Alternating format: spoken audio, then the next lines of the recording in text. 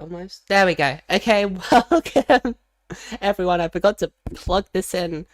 Uh, but yeah, welcome back to the Regions of Aether Europe, our second episode. And today, if you can't tell, is going to be all about the Spanish community. Now, something I wanted to do with the French episode that I just forgot to, I guess, is I wanted to give a little quick story of my relation to the region. So, for example, for France, on the way back from a Belgian local, me and my friends, we accidentally slept through our alarm for getting the coach back and had to get a new coach from Lille. Took the train down to Lille in France, and wasted a bunch more money than we should have. But when it comes to Spain, Spain is actually the, I think, first country I ever visited in my life apart from my own. I used to have quite a few holidays in Spain, so yeah. But regardless of that, let's get straight into it. I am already a little late doing this intro, so I'm going to get our first guest ready, and by the time our screen is back, we will have our first guest. So don't go anywhere. We'll be right back.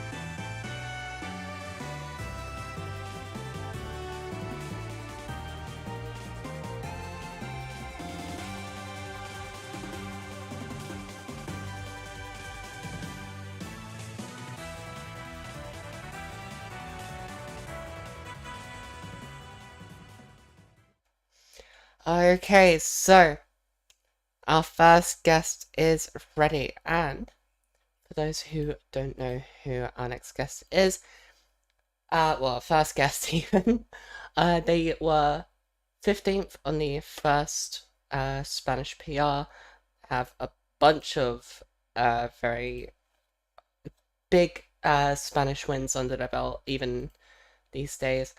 It is our friend and someone I believe who got quite a lot of requests in the form. It is Chris. Hello. Hello, my friends. How are you doing? Yeah, I'm good. How are you today? I mean, quite nervous, I gotta say, but it's nice to be here. Also voted by the people. Yeah, well, obviously I'm not Spanish or part of that community, so I needed to get my context as to who to invite from somewhere, and they said you. So regardless, for those who don't know who you are, please introduce yourself. Okay. Oh, that's a big ask. My name is Kike or Kike Res or Cuco Res. I was for a long time one of the main TOs or main moderators of our community. I mean, I recently I've been more on a secondary note. Like I'm not dedicating much time to organizing or doing PRs or anything because I need some more time for me and for my life. But I think I'm not really involved in the European community, I would say, but I am definitely way more involved in the Spanish community. That I think that's the reason why some people may have voted for me because here I don't know how to explain it, but more present. Let's say more present. So I would say I'm not obviously I'm not a top player. You could say I'm a decent player in some way. Um, but the most important thing is that I do the PRs. I used to do the PRs, national PRs, posters, designs, no sé, artwork for the community, and a lot of stuff, a lot of stuff. Yeah, very well put. And like speaking of the PR posters, just absolutely stellar work, I have to say. Like, Thank you, thank you. don't know what happened to my voice there, but yeah. I mean, if anyone not Spanish in chat right now hasn't seen uh like the posters that get released for the Spanish PR, it is beautiful. I forget, were they both card themes or was it just the last one? No, the first season we actually commissioned an artist for a 3D artist for making the artwork. It Yes. was Angelotti, who is a member of our community. He doesn't play much often. He's more related to the Smash Ultimate community. I also come from the Smash Ultimate community, so we have worked together in the past. So I trusted him. I knew that he could do very nice work, and he actually did. And that didn't have like a theme, or let's say didn't have like a clear theme. Mm. It got some ideas going, but it's not like the second one, because the season two of our PR is clearly oriented to tarot cards. Obviously, if you play like Balatro, for example, you know some of them, and also if you are into like symbolism and card games, let's say, you may have noticed right away. And I was in charge of those illustrations. I made 15 illustrations for all the 15 people who ranked, and they made some, how do you call it? Like cards, like player cards, where you can see like the best wins, Yeah. best results for each one, and everything. Also made a poster, so yeah, it took me a long time. and I like doing that kind of stuff. When I used to play in Smash Ultimate, also I was like the main TO of my local community in Malaga, and I used to do the PRs there also, and I made a ton of different PRs, mixing different stuff. It was really fun to me. It also takes me so much time, but in the end, I think it's always worth it because you can see how the people faces light up. You know, when they see, oh my god, this is what you've been making on this all these months, and it's, I don't know, it's really fulfilling to me. Hell yeah. And honestly, that perfectly transitions to my next question.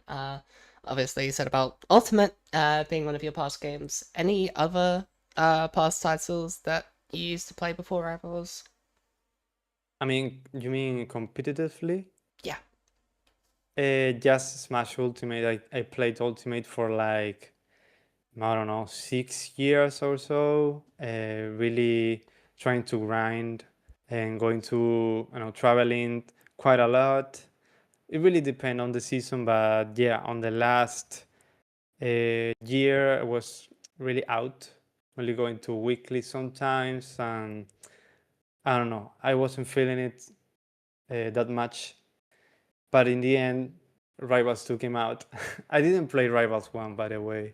So, but I was really intrigued by the new iteration of the Rivals franchise. And I really wanted to play it. My computer couldn't handle it at first. So I had to buy a specific graphic card just to play this game. And it was so worth it. Let me say that much. Hell yeah. Well, obviously, while they're both, platform fighters, there are quite a few key differences between Smash Ultimate and Rivals 2. Is there anything from Smash that you actually miss that Rivals doesn't have? Hmm.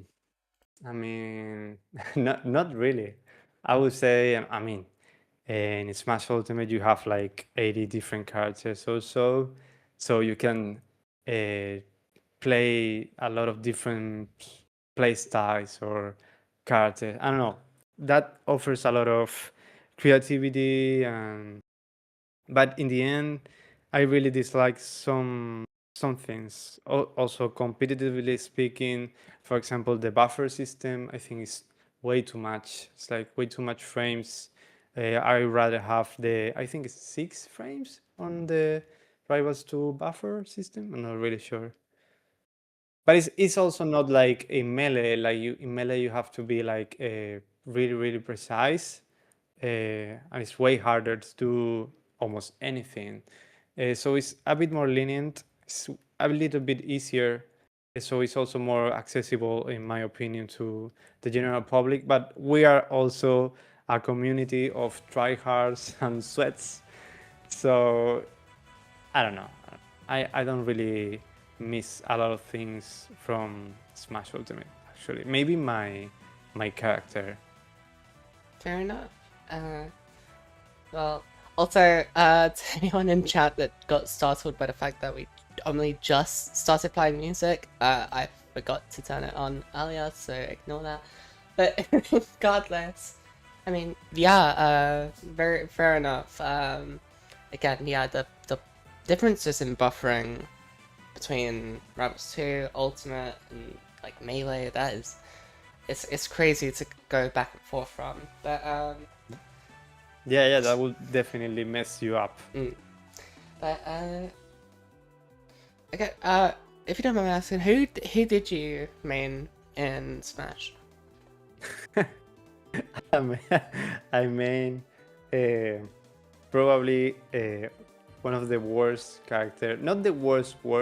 I would say maybe it's like a mid tier, but it's definitely the slowest character in the game, Incineroar. I see. Okay, well, hey, we have Incineroar, but more grabs in Rivals 2 with Lorena. Yeah, I love Lorena. And I hey, love Lorena. Lorena just won a major, so True. I also main Arcane and Lorena, so hey. I might be next. Who knows? Oh yeah. Well, again, well, obviously, as you said, you don't really compete as much as you used to. You've taken more of a back seat, I suppose. But Hmm. how would you actually describe your playstyle? I mean, wow. I feel like that's a really hard question to answer for yourself, right? I mean, maybe I could describe other players' playstyle, but myself, you are really into it when you're playing, so it's really hard to tell. I feel like how could I describe it? Like I'm a really uh, I trust myself in my intuition. I'm like a hard player in a way. Like I really like, also because I played in Cineroar, I was really limited with my options. Obviously, he had like really good normals, for example, but in the end, you really have to rely on putting pressure on people so they get scared, and then you can get really quickly the buttons they want to push, or the way they panic, or how to they react to certain things. So I pay a lot of attention to what people do in disadvantage or panic scenarios. I'm really like, I don't know, I feel that's like my best traits, like recognizing people patterns and knowing what they want to do and punish them. Maybe, I don't know. I'm not like a really technical player, not a really knowledgeable ones. Like I don't know all the frame data or anything. I also really almost never lab anything. I almost never got into training mode or anything. So I really enjoyed like feeling the other player, how are they reacting to my gameplay. Let's say. Uh, Honestly, yeah, I get it. It's a tough question. If you've not been, directly told by people how they think you play, but I mean, from what you've described, obviously, you like to. It sounds like you are very into the neutral side of playing against people. Learning what makes them tick, learning how they react to things, which I mean is a very, very strong skill set to have. So, Yeah, I feel like I really value the emotions in game. mm, Like when sometimes I might be losing, like stocks wise or percent wise, but I know I'm winning. Like I know in this situation, if I play my cards right, I'm definitely winning. And I think I'm really good pushing towards that. Like, okay, now I have to stay calm. Don't worry, just get the percentage or get the combo and whatever. And sometimes, like, now I gotta push it, now I gotta push it, now I gotta push it. And I really enjoyed that moment, that feeling. oh yeah. Well, what would you say? Uh, Obviously, as you said earlier, you're from Malaga. Uh, how active would you say is not just Malaga, but your local scene within Spain? It can be Hmm. like a full province or just Hmm. a part of Spain. But Not so much, not so much. I mean, it's hard to get players sometimes. Here, I mean, now I'm not living in Malaga anymore. Sadly, I'm living in Valencia.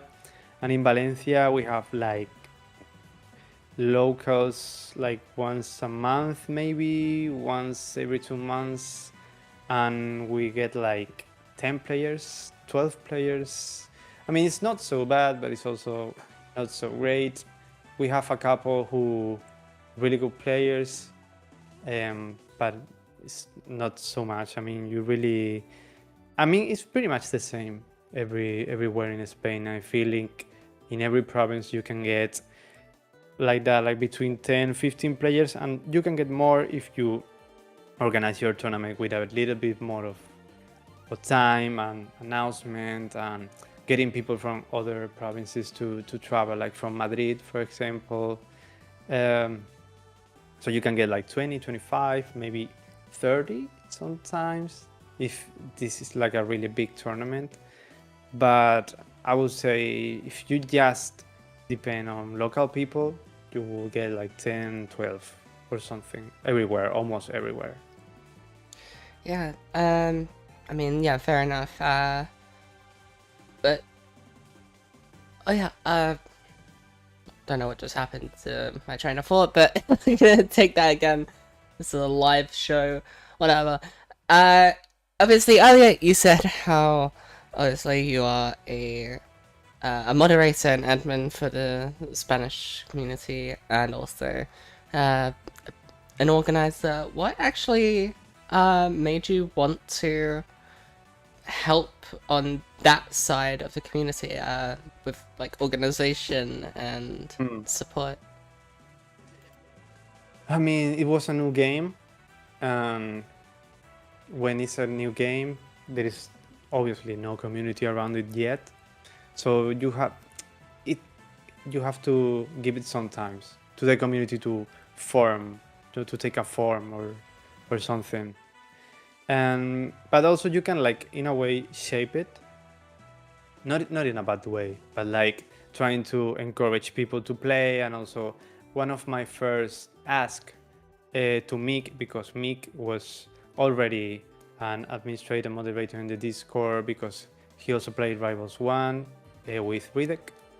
And so one of my first asks to Mick when I started organizing or trying to be a CEO or something was making a PR, but more like a pre-season PR, like season 0.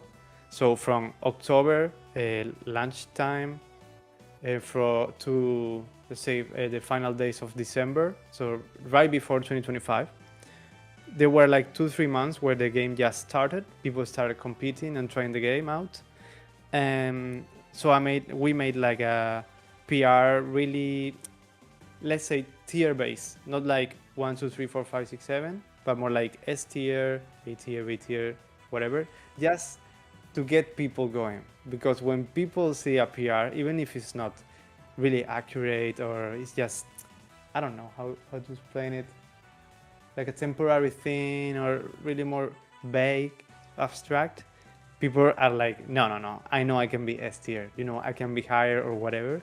And that kept people going. And then you start something. Then you made a system or an algorithm so people know what tournaments are going to count towards the ranking, what tournaments are not going to count toward the rankings, what tournaments are going to be really rewarding, and what tournaments are going to be like, yes, weekly as a little bit. So now you build like a system where people are motivated and encouraged to participate. Also, it's really important to not put so much pressure onto the players. That's why we decided to, for example, not count the losses. I mean, you can lose to anyone, and that would, or you can have a really bad day in a big tournament, and that wouldn't count negatively to your player score. We only count the peaks, the best wins and the best placements. So people are encouraged to play a lot, and also we had like boosted tournaments when they were offline and not online. So we encourage people to travel in person, to engage in the community in person. And I think everything is just like a strategy to shape a community which is physically oriented. Like, we want to be real friends in person. People get to really know each other in person. You can also get to know people online and on Discord, but I think in person is when you really get to form connections and make real friends. So that's a real drive for me to be able to help to shape this community. Hell yeah. And I was actually going to mention, obviously, you said about Meek, who was there from the Yeah. Rivals 1 days. Obviously, Redak was also there, has been there since pretty much the very beginning, even just in terms of Europe. I mean, he's still around. Um, Yeah, for sure. obviously, again, oh, it's in chat. um, but yeah, again, as you also said, you know, the sense of community and going to locals to, you know, make it not just a community of people that like the same game, but also are, you know, friends to each other. With local events, what would you say is your favorite memory of a event you've been to? Playing this game. Yeah. Yeah, I would say definitely. this, this was really fun. The Ukelele, who you are going to be interviewing, definitely live in a couple of minutes. All right. He organized an invitational, let's say, who ended up being like a tournament with just a couple of friends. Mm. And we were like 8 people in a house in the middle of nowhere, like in the mountains, near, not in Madrid, but in the outside of Madrid. Yeah. And we had a pool. We were there for like 2 nights, 3 days, and we also made like exercise by the morning, and we cooked, and I don't know, we had a lot of fun playing things and cooking, and I don't know. I feel like that was peak, peak experience for like really getting to play the game at a high level with high level players, but also just being silly little people doing silly little stuff. Yeah, perfectly mentioned that. Yeah, I mean, obviously, there are quite a wait, music. List, are you sure you haven't just got your sound off? No, 'Cause- that's lost, probably trolling. Yeah, oh. Okay. Nah, nah. Okay, lost. Los chiños que no se te puede dejar solo, tío. I was about to say, because, like, no one else complained about it in the past half an hour we've been talking. So, okay, well, Imagine I was just muted all the time. yeah, and then Shine and, like, Big People Lord were pretending just to hear pretending. me, right? Yeah, well, regardless, we are coming up on the end of your block, so just two last things. One, for everyone in chat that would like to, if you would like to start submitting questions of your own to ask Kike, but to give you some time, something I ask all of my guests on this Okay. show is if they have any questions for me to answer.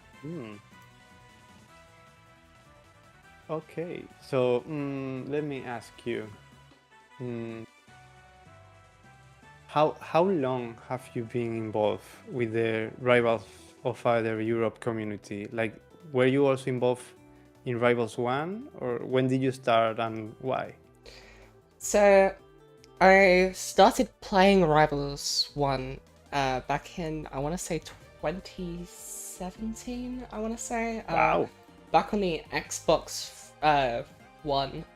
So, Wow. that version of the game never got updated to Definitive Edition. Yeah.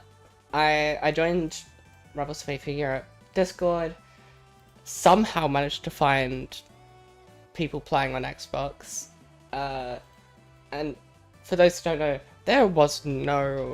there was barely any such thing as crossplay back in those days.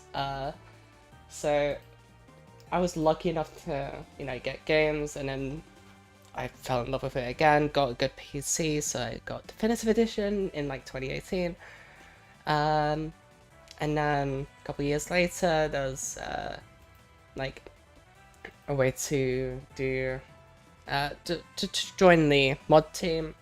So I joined alongside Arigator and May, and yeah, since then, just stuck with the community through Rivals 1 and helped with the last RCS season of Rivals 1.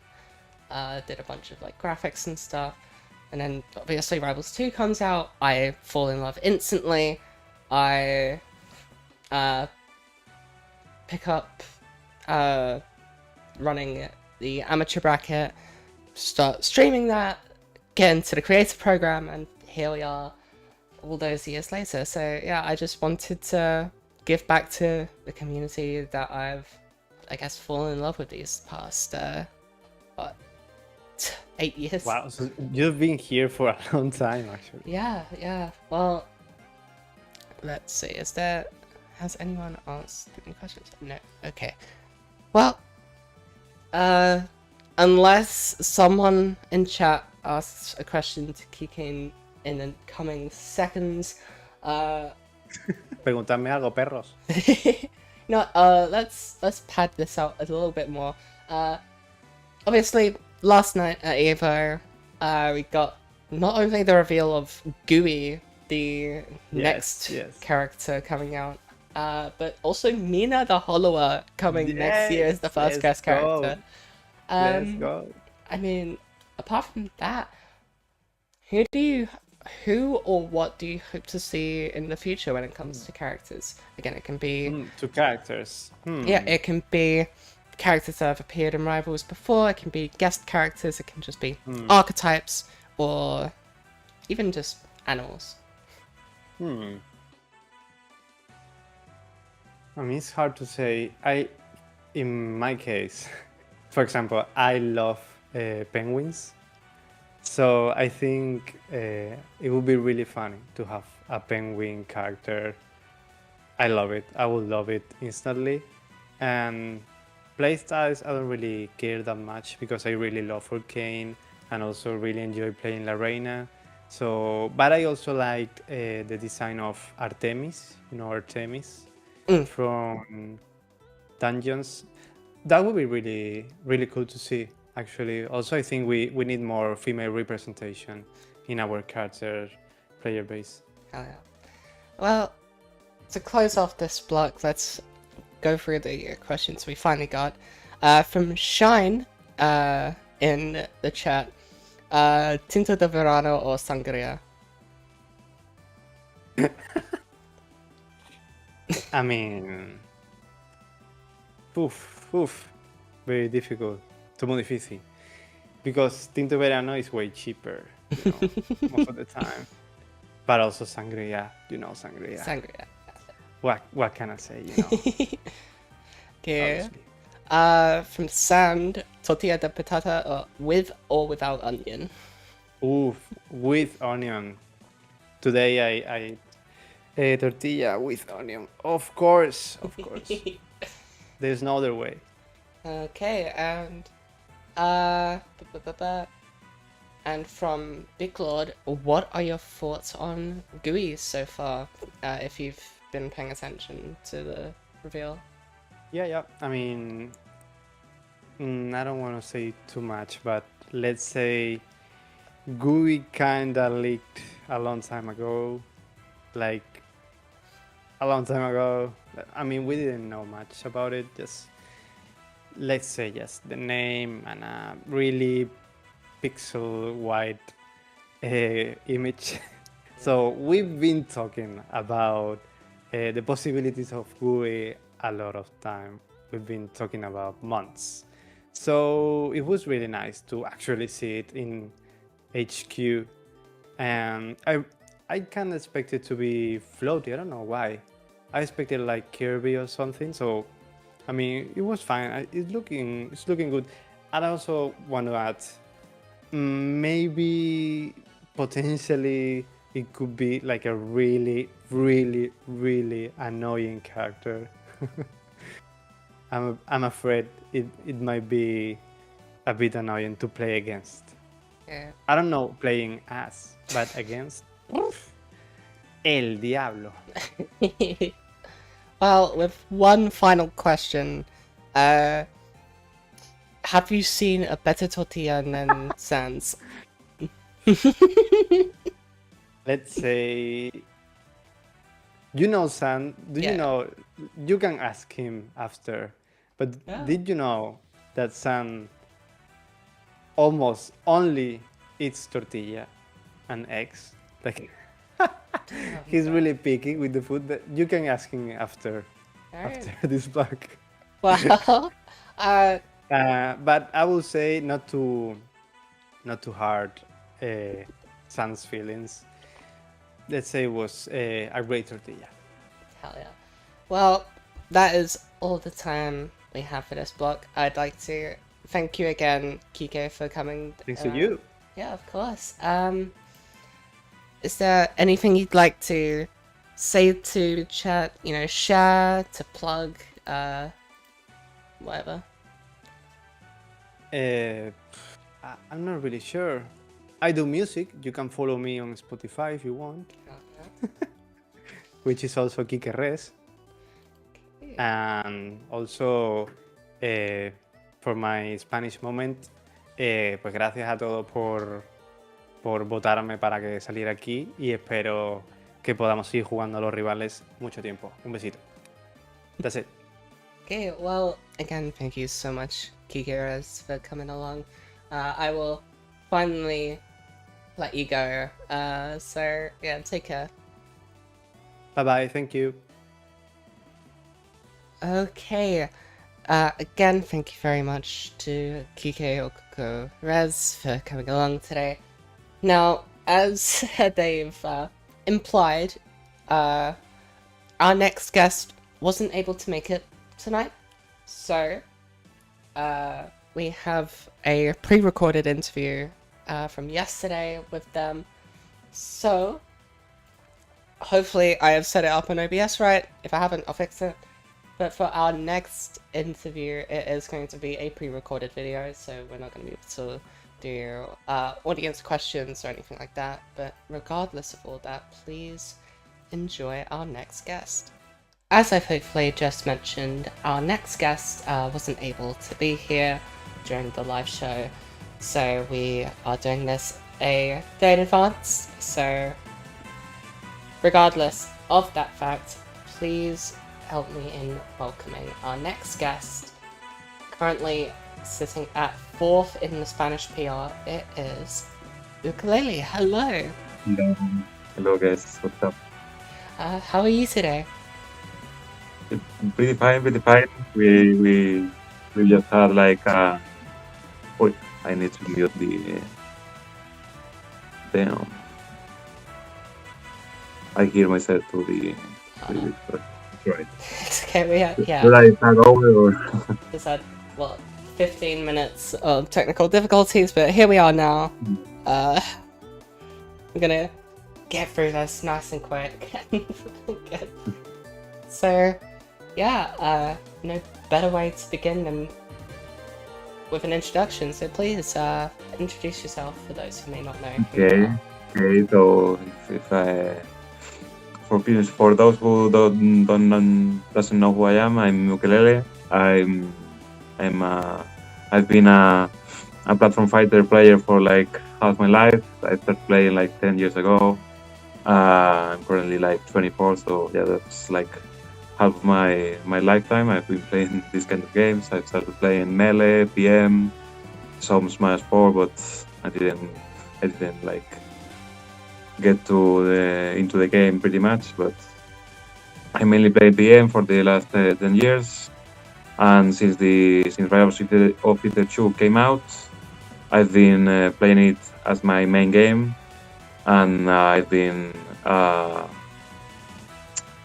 engaging with the community and creating tournaments and content and stuff for the Spanish community, and having a lot of fun with the game. Overall, I love this. I love this game. I love the community. So yeah, Yeah, that's me.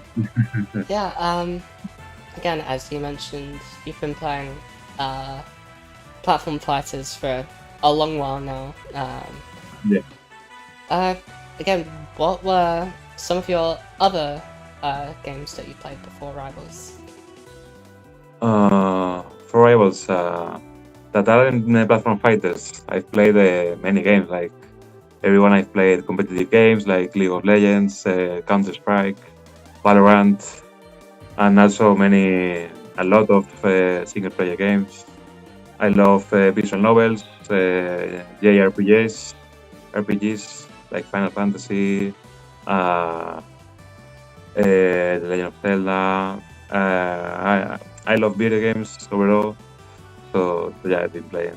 I've been a gamer since I was a little kid. So yeah, I've been playing a lot of video games. Well, again, as you mentioned, and just reiterated, again, love, platform fighters and fighting games. But what drew you specifically to Rivals? That I played a bit of Rivals One when I was playing PM, but since the second game, Rivals of Aether 2, it's like super similar to Break Them. I wanted to give it a try, and I ended up loving it.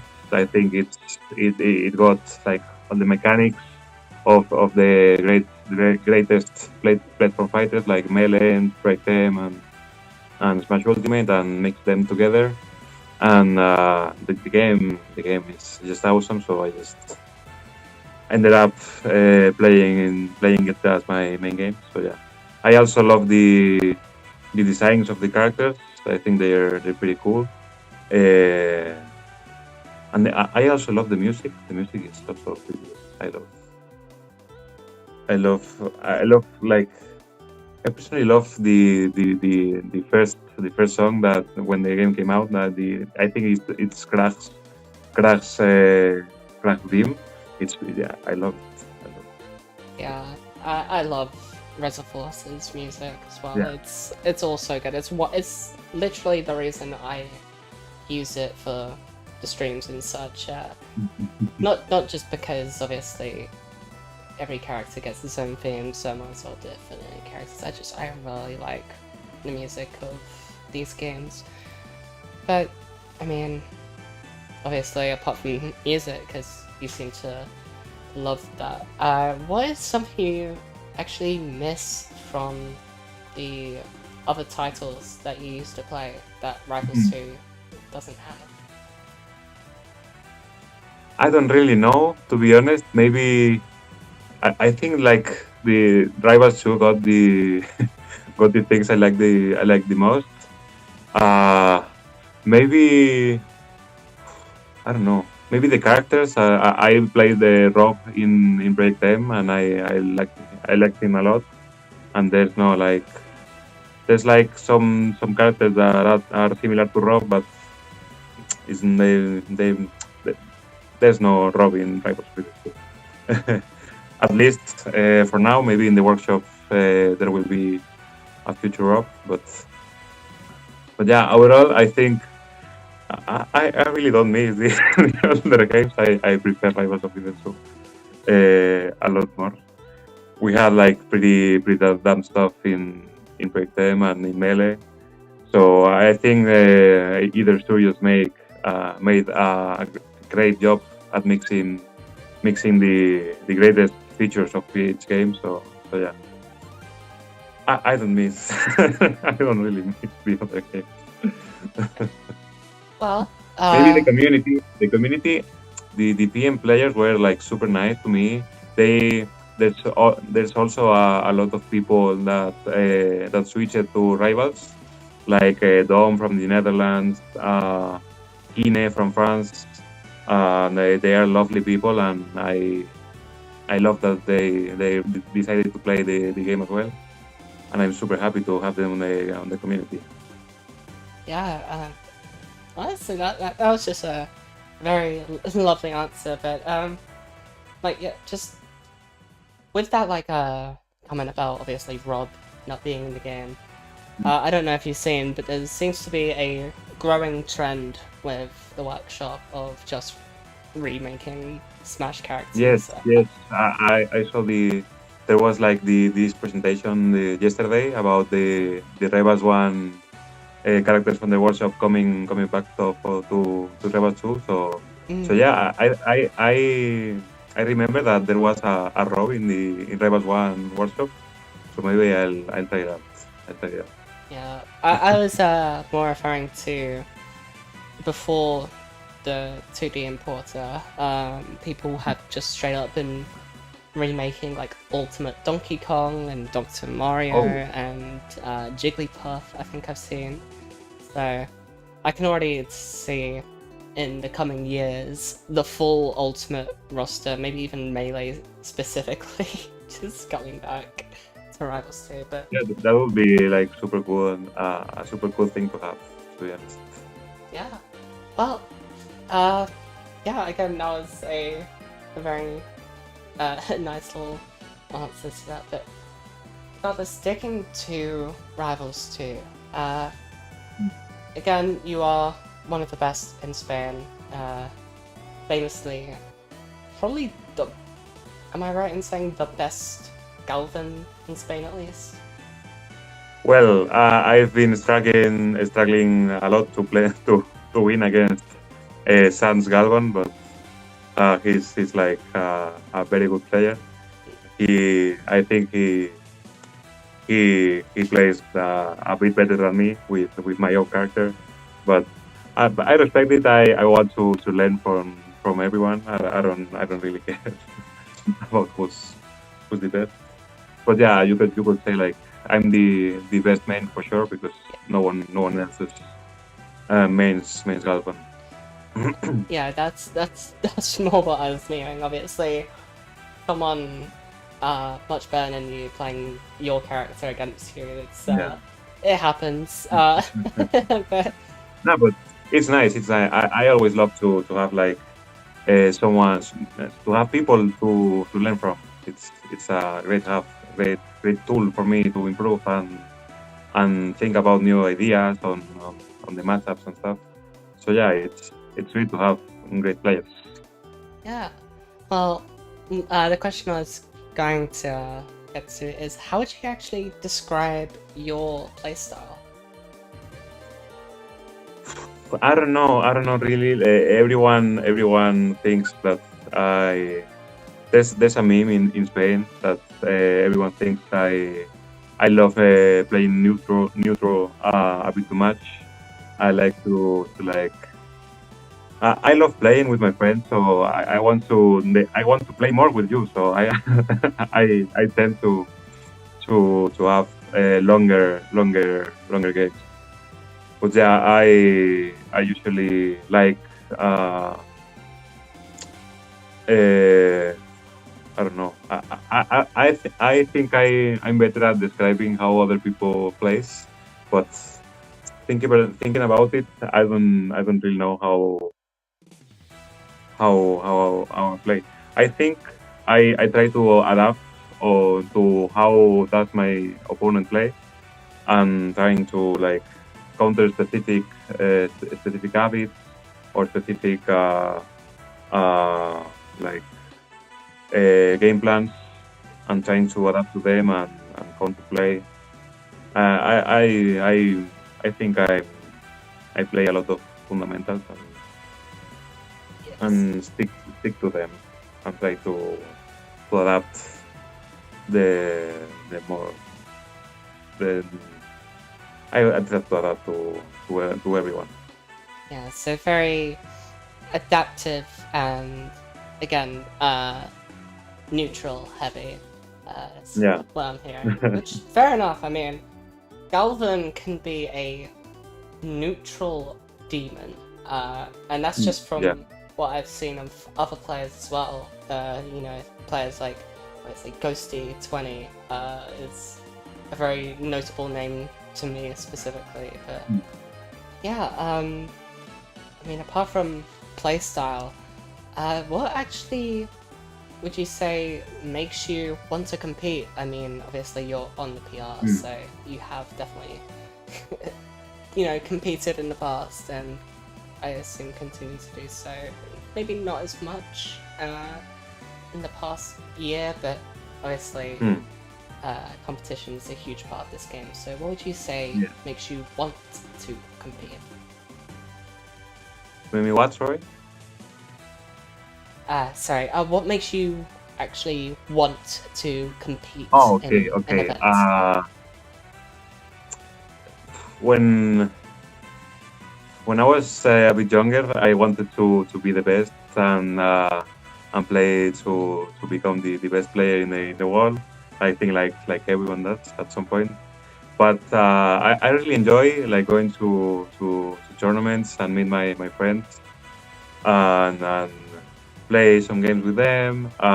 Maybe go meet them. We are from like separate places in our country. Maybe even with people from outside of Spain. I love to just go visit them and have like an excuse to meet them and do something together and have a lot of fun. Maybe I'm getting older and maybe winning is not my first priority, but I love meeting my friends at the tournaments and trying my best overall. I think even if I'm not playing a tournament, I always play my best. I try my best every time. So because I think when you try to play better, you have the most fun. So if I improve, I can have more fun. So it's like a repetitive cycle, and I've been enjoying it for like a long time. But yeah, maybe the social aspect is the most thing, the thing that makes me compete the most. To meet great people and I don't know, same places. Ah, I love going to tournaments. yeah. That's actually why I don't really attend a lot of online tournaments because I like meeting the people Yeah. and maybe online is a bit weirder for me, but yeah. I mean, yeah. I mean, with that obviously online versus offline thing. I mean, last offline event you went to, or just last event in general, is what Chamberry Champions 6 in March. Actually, I think my last tournament was actually Monte Merendero Oh. in Italy. There was another offline tournament in Spain last week, but I couldn't go because I had like something to do in my town. But yeah, there's not been like many tournaments recently. In Spain, we have like a lot of offline tournaments every month. So yeah, if I'd say the Chamber Champions is the last Spanish tournament I went to. Yeah. Was it? I mean, by the seams of it, I don't know if I'm looking at the right page. I was just looking at Super Major and it said the last event you went to was Chamberry Champions in March. But Oh no, but there's I don't know if my Super Major page is updated or not. I think that there could be some problems because I have two strategy accounts because I forgot the I forgot the password for the first one, so I just created another. I was about to say, like, wow, it got fourth on the PR and hasn't entered an event since March. That's No, I have like another account. Yeah. I think one is Ukelele and one is Ukelele Joe. So yeah, that explains it. Well, that's about me. well, there goes my contacts for the past 5 months, I guess. But regardless, yeah, Molten Mirandero. I hope to go to the next one. That'd be really cool. Milan sounds amazing, obviously. So many amazing people from the community go. But yeah, locals are just amazing. If you ever get the opportunity to go to one, do it. I mean, that's always what I like to say. But I mean, that's pretty much gotten rid of another one of my questions, which is going to just be the difference between in-person and online tournaments, but obviously we've just been over that. But just off the top of your head, what would you say is your favorite memory of an event? This can be a local tournament, it can be an online one, That's a anything. great question. That's a great question. I don't know. It has to be like a rivals tournament. I mean, Okay. it'd be nice if it was to do with Yeah, rivals, yeah. but In rivals, there was this invitational tournament I organized in Spain. I think last year. It was called like Ukelele. We have like t-shirts printed and stuff, and it was great. Like we just like got people from every place of Spain and went to like we rented a house with like it was an incredible house in like the outsides of Madrid, the capital, and we just got to tournament in that weekend.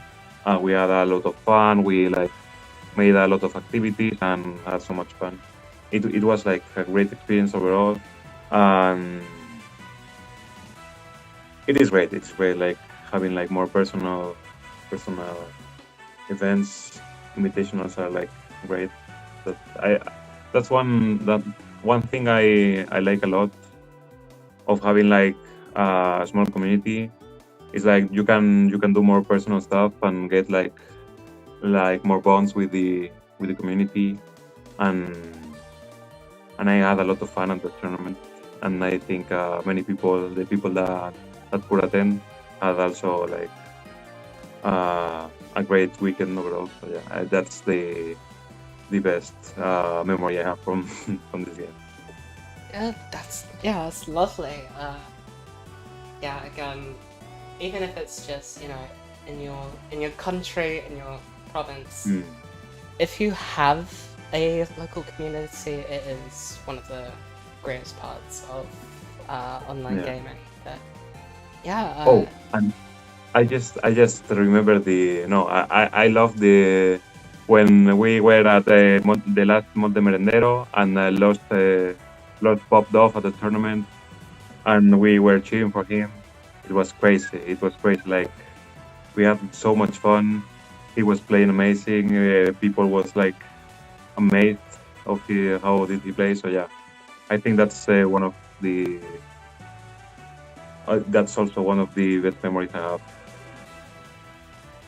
of playing this game. It's always amazing to see someone from your region do amazingly. Yeah, I mean, obviously, like it goes without saying, Molten Merendero and just Donkasconi in general is such a huge part of our community as just a Yes. European community. There's nothing really quite like it. Obviously, it's more frequent than something like Arrival or Valhalla and UFA. It's more affordable because it's not a major, and of course, Donkascone is just a brilliant guy. So Yes, he's lovely. Big kiss for him. yeah. I mean, apart from that, I believe we are just about done. But last normal question I have for you is actually I've got two normal questions left because where we are doing this on the day before stream, so Saturday, and Evo's top 8 hasn't happened yet. Obviously, we've not seen the next character coming out. Any predictions as to who the next character is going to be? Wow. It has something to do with Goo. I'd say maybe it could be like something. I'm sure it's like a floaty character, and I guess what makes me think of like Goo and floaty. I think it's gonna be like a character between.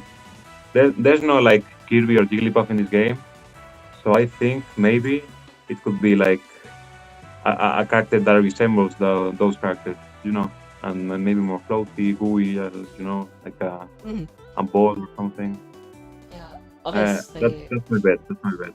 Obviously, all of the characters in Rivals of Aether 2 are at least based on real animals. Obviously, Galvin being based on a dinosaur, but still counts. Well, I feel like just having a little thing, just a little creature of non-specific origin, just a little goo guy, Yeah. would be really fun. But, yeah, I mean, yeah, I love the concept as well. Yeah. I don't know why, but something about just the concept of this character's main thing is being gooey is kind of scary, but Yeah. I'm sure it'll be fine. Regardless of whatever gets revealed later tonight, what character or just like character archetype would you like to see added in the future to Rivals 2? I don't know. Maybe. More like trick-heavy characters, like setup characters. I love the concept they had with Galvan, that you set the drills up and stuff. I love setting up things in the stage. So yeah, maybe more setup characters. I also love items, so yeah, like a mixture between Molo and Galvan. Maybe it could be like a cool thing to see. I think, but I don't think people would like would like that kind of character, but I personally do, because I love tricky characters. But yeah. I think to add on to that idea, concept of like a trap character, still set up but not setting up for a big hit away, but setting up for frame traps and stuff like that would be really interesting. But yeah, I mean personally, I feel like a puppet character, similar to like Jacko in Guilty Gear or Rosalina and Luma, technically, would be really interesting to see. Yeah, that would be like my guess. I love to see a puppet character in this game. Well, I believe that is all of my questions. So, this is something I ask all of my guests to close out their sections of the show. But do you have a question for me to answer?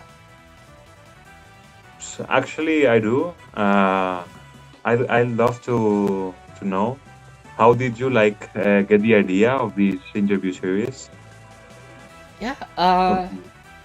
Well, in case anyone doesn't know, at the end of the first season of R2CS last year, I wanted to do something just to celebrate it before Genesis. So my idea was, I'll get some of the top players in Europe, Dia, Nalax, I believe I got Guthix as well. And then I was like, why don't I interview the TOs and commentators around Europe as well? So I got Focus Miss and Fabs. And then it just kept going, and then I kept having more ideas. So I ended up having to cut myself back for that first one. I'm still super surprised I got some time with SBS.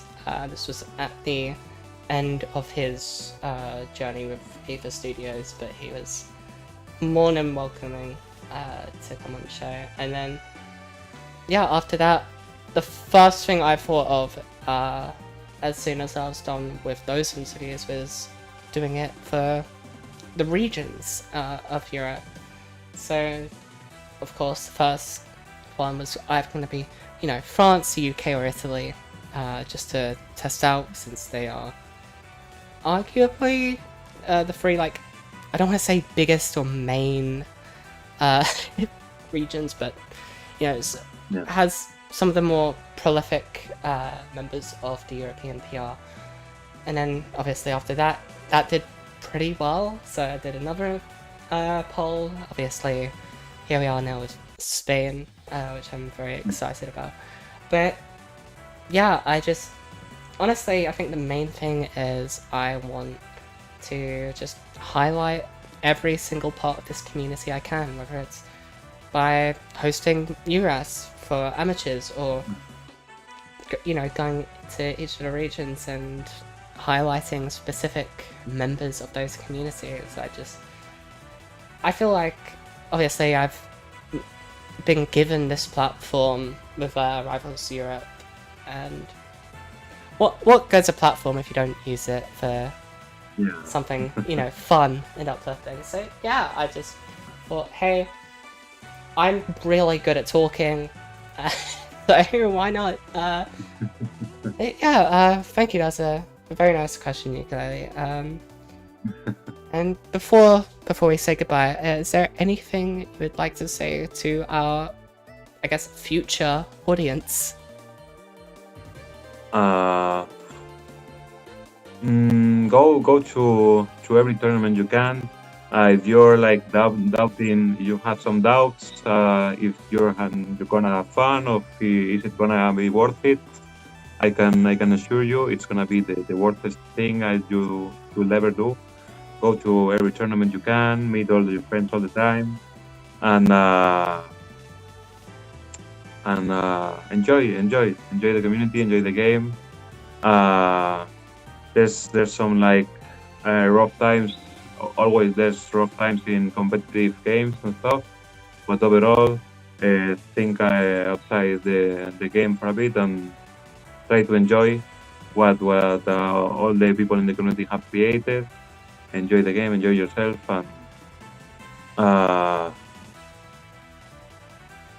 and yeah, like keep playing. Wonderfully said, Ukulele. Is there anything you'd like to, I guess, share, plug, social medias or platforms you'd like to plug to the masses, like your Twitch, YouTube? The rivals Spain socials. I don't really have any socials, so if you can check our stuff, our tournament, our bots, and check our tournament. And if you guys can come to Spain anytime. You're all very welcome here, and I hope I can see you in the future, guys. Yeah. Hopefully I remember tomorrow to include it in the description, but obviously you can find everything to do with Rivals Spain at Rivals Spain on Twitter, Mastodon, rivalspain.es on Blue Sky, Rivals of Aether Spain on Twitch and YouTube, and of course the Discord server is open to the public. So yeah, with that I will finally let you go, Ukulele. Again, it was very wonderful to have you. Yes. Yeah. Thank you very much. Yeah, take care. Once again, I'd like to thank Ukulele for their time, and now back to the show.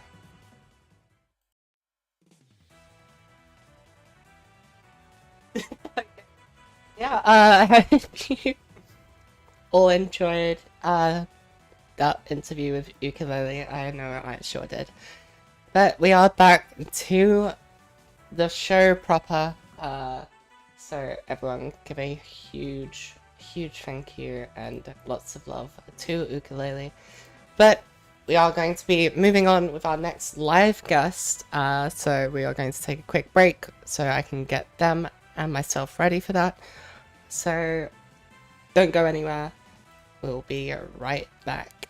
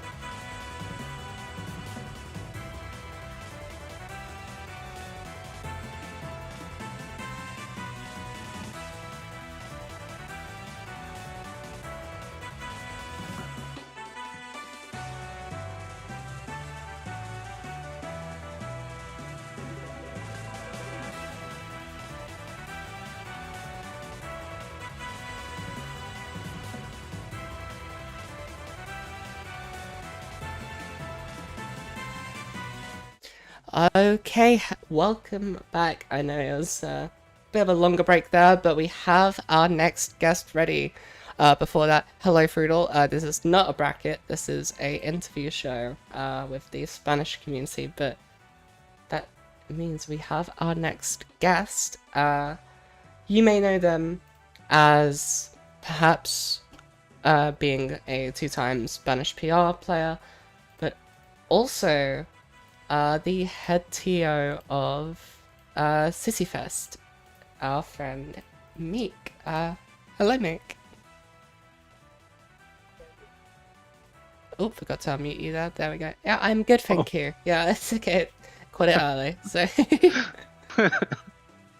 Yeah. Alright, how are you today, Meek?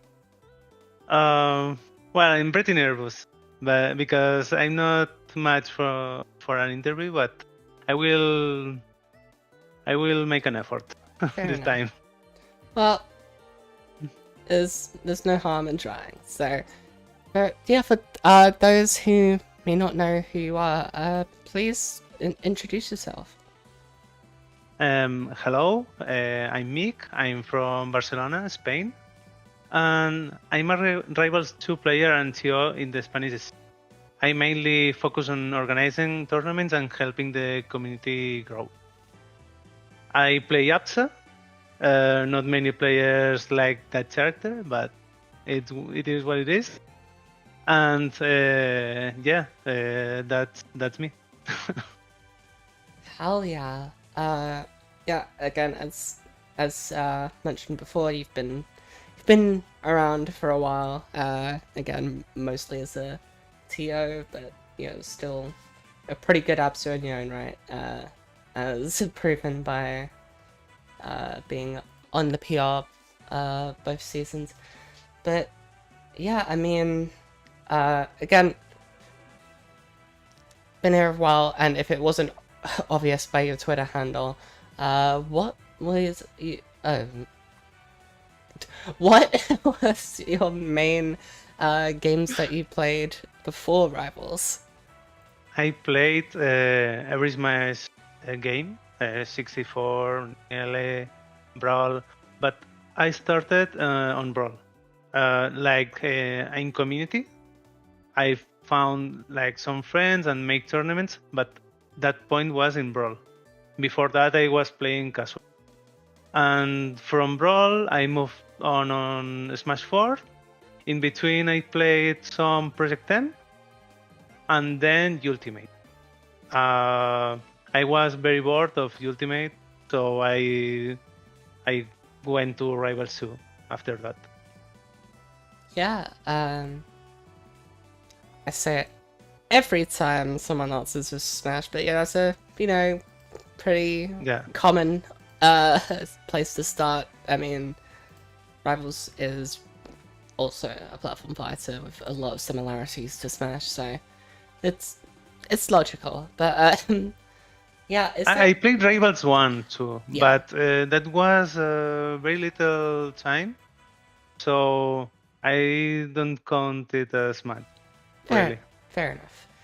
Well, is there anything from like the Smash series or any other games you've played that you think Rivals 2 lacks, or anything you miss from those titles? I think that this happens when a new platform fighter found. The people that plays Smash plays because they have the character from Nintendo and they like it. Maybe that's not something that Rivals can do, but maybe Workshop can help on that. In terms of mechanics, I don't see. I prefer Rival 2 on every aspect. I will say so. I don't miss anything right now. Yeah. It has everything I want. And Yeah.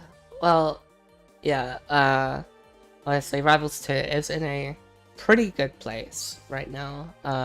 Obviously, it's still missing a few features that the developers have pointed out that they're going to be bringing in. You know, like story mode, extended workshop, but obviously that comes with time. But stepping away from the game specifically for a moment, again, you say you're from Barcelona. How active would you say the local scene is in or around Barcelona? I tried from a lot of ways because people from Ultimate, some people like Rival 2, but they are not truly into the scene because they're not very. It's not a very large scene, so they don't see that game being competitive in that region, and they pass. There are some people that can play, but they are not from Barcelona, so it's hard for them to come. So they will come like in City Fest this next month or something like that. But it's not normal. We are like 10 people, but it's really hard to tournament in Barcelona. Yeah, fair enough. I mean, it's always kind of been that way. Even back in Rivals 1, people go to, Smash events where there's a Rivals side bracket and play it, enjoy it, but not really go anything further than that. So, but yeah, I mean, I'd like to say it is getting better with time. I mean, how our game was just on the EVO main stage, so I'm sure that is a good sign for things to come when it comes to the game growing. But apart from that, again, you are one of the main TOs in Spain, pretty much the head TO of Sisyphus, if I am correct in saying. What actually drew you to tournament organization? Because when I like a game, I want to form part of the organization. I want that game to grow. I want more people to play. I want to experience more things. So I am TO naturally. In the end. Yeah, I mean, I feel like that is pretty much the reason to get into any kind of organization for the game. Hell, it's why I do it. It's why many people I've spoken to before do it. Honestly, it's just really rewarding as well to garner that audience that you know is going to be there. But with TOing, what would you say is your biggest hurdle when it comes to organizing an event? Maybe the queues. I don't like people that compromises coming to an event, then you see it and make everything to you want it to be perfect, but the people like they don't say anything and then don't come, and the event is not like you thought in your head, and maybe that what I hate the most in all of that. Also, it's very hard to find setups, but that's another thing we have to solve. Yeah, obviously the setups thing is always going to be an issue, even with like the Steam frame coming in the future. It's always going to be an issue, especially with a game like Rivals 2 that is exclusively on PC at the moment. But yeah, DQs and people, dropping out of bracket, especially if it's like right before the bracket, a day or even the day of, it's really does throw a wrench in the works. But yeah, let's see. Again, you're not just a TO. You do also play the game quite frequently and compete. How would you describe your playstyle? Well, I always played like random characters on Smash, but in this one I'm playing Absa, I don't camp as much as people think. I think too, but Absa's kit is like you have to use your cloud or some. But normally I'm in the face of the people. So people are like hate that character a lot. I don't think I camp. I think I want to be in the face of the opponent and like mix up things and Yeah, a rushdown Absa, I think, is more terrifying than one that camps. I mean, if I don't know if you paid attention to Evo yesterday, but like a player like Yoda Cage, they are terrifying and they're always in your face. random upbeats into random shit. Yeah. Yeah. I mean, obviously, a character isn't restricted to how their kit is designed to be used. You can camp as pretty much any character. You can rush down as pretty much any character. It's just about how well they can do it and stuff like that. But yeah, It's I like mean, you perform, yeah, yeah, with that character. yeah, a rush down Absa is one of the scariest things I can think of running into, especially in ranked. Apart from that, obviously, we just had 2 character reveals last night. The next and one of the future ones being Gui and Mina the Hollower. But what would you actually like to see in the future for Rivals 2 when it comes to characters? I really want to make the characters that are from Rivals 1. I think that they have to be already in the game because there are a lot of people from Rivals 1 that want his character, and I don't know. I feel that that spot it's already taken, but they are like postponing that characters. It's the only thing I want for the future. I want them to put the characters, already release the console version, and maybe after that the story, but it's not like what I really want for the game. Maybe a lot of people want it, but I don't think it's that important for the game.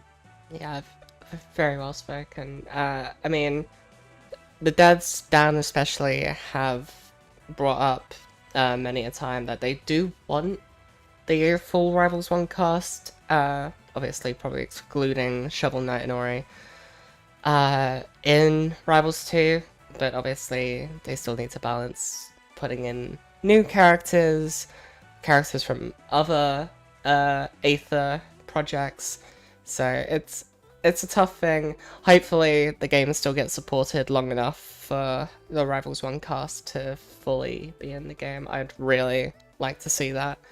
But I already know the fact that we're getting Mina next year means we're not getting Shovel Knight officially. And It's crazy. It's crazy. yeah, I screamed. I was watching live. Like, yeah, oh yeah, this new character is pretty cool, you know, gooey guy. Hey, what do you mean it's the second announcement? it was awesome. But yeah, yeah, again, Rivals 1 cast being in Rivals 2 would be huge. But apart from that, is there anything else that isn't already in Rivals 2 that you'd like to see added in the future? Maybe I don't think so. I like Pichu from Ultimate.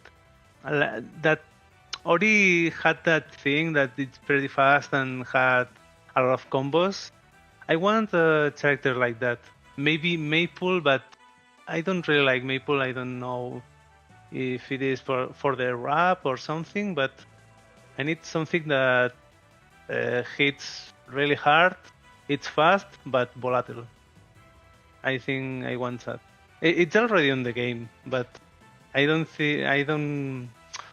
I'm not from. I'm not picky with the archetype. You know, I'm like I like Dresden. That's all. Yeah.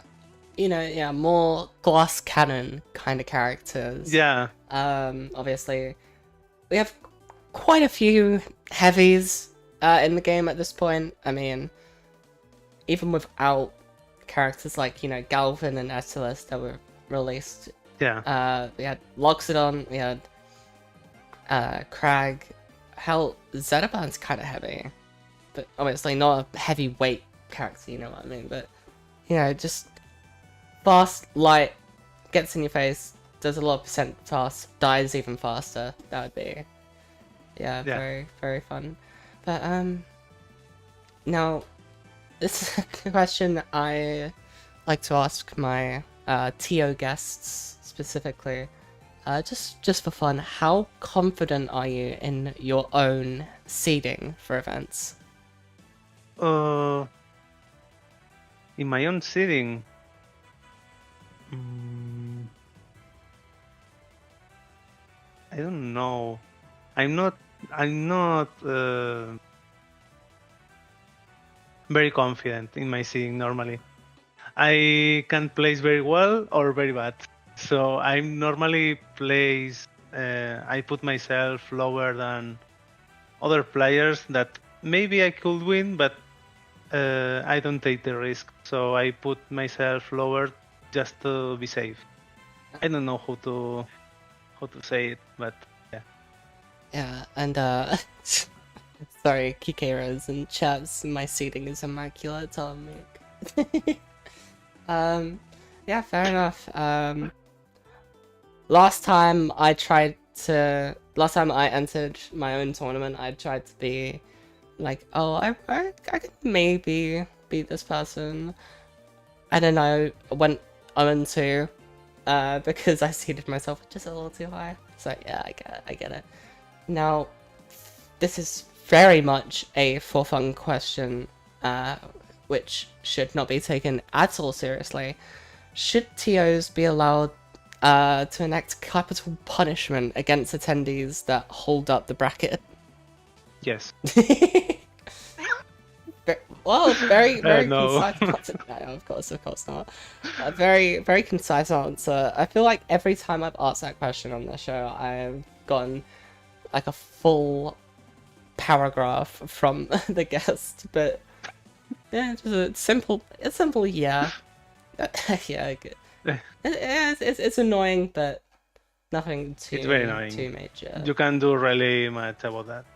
Yeah. So Well, we are actually coming up on the end of this block, so I'll once again ask all of you in chat to start thinking up questions to ask me as we close this out. I will actually also take from YouTube chat if any of you are still there. I forgot to last time. But regardless, a question I like to ask all my guests is if they have a question for me. So, do you?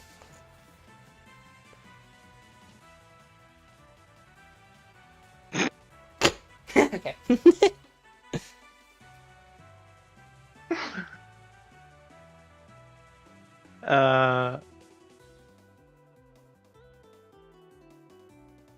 I have to respond.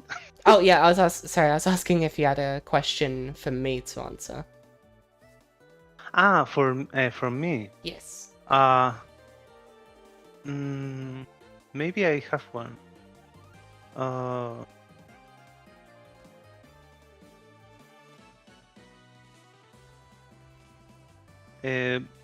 What is your achievement on the community that you are most proud of?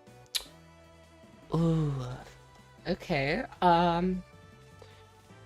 Honestly, I feel like it's too soon to say, but already it's amazing. I have a charity event coming up soon over Qualify, and already before any of the streams, any of the brackets started. Thanks to a single donation, it has raised £500 for charity. So very, very proud of that. Obviously, being in the creator program is a huge achievement, in my opinion. Opens the doors for a lot more. But honestly, I'm always just trying to one-up myself when it comes to doing things for the community. But yeah, thank you for that question. Now I feel like we can now get to the very insightful questions from chat. So from Sand, how many matchups does Absa lose? No one. No matchup. Atsa doesn't lose any match. Okay, that's a bold answer. I'm sure there are people that would disagree. Many more people that would agree, but okay, from Shine in chat, Pantamaka or just Crushed Tomato? Pantumakat. Okay, Pantamaka. Yeah. From Moro in 64, Beach Absa or Himakat Absa? Beats Absa. Yeah. Okay. Yeah. The only answer. Okay, from Kike Rez, what thing do you hate the most? Orkane or Frankel?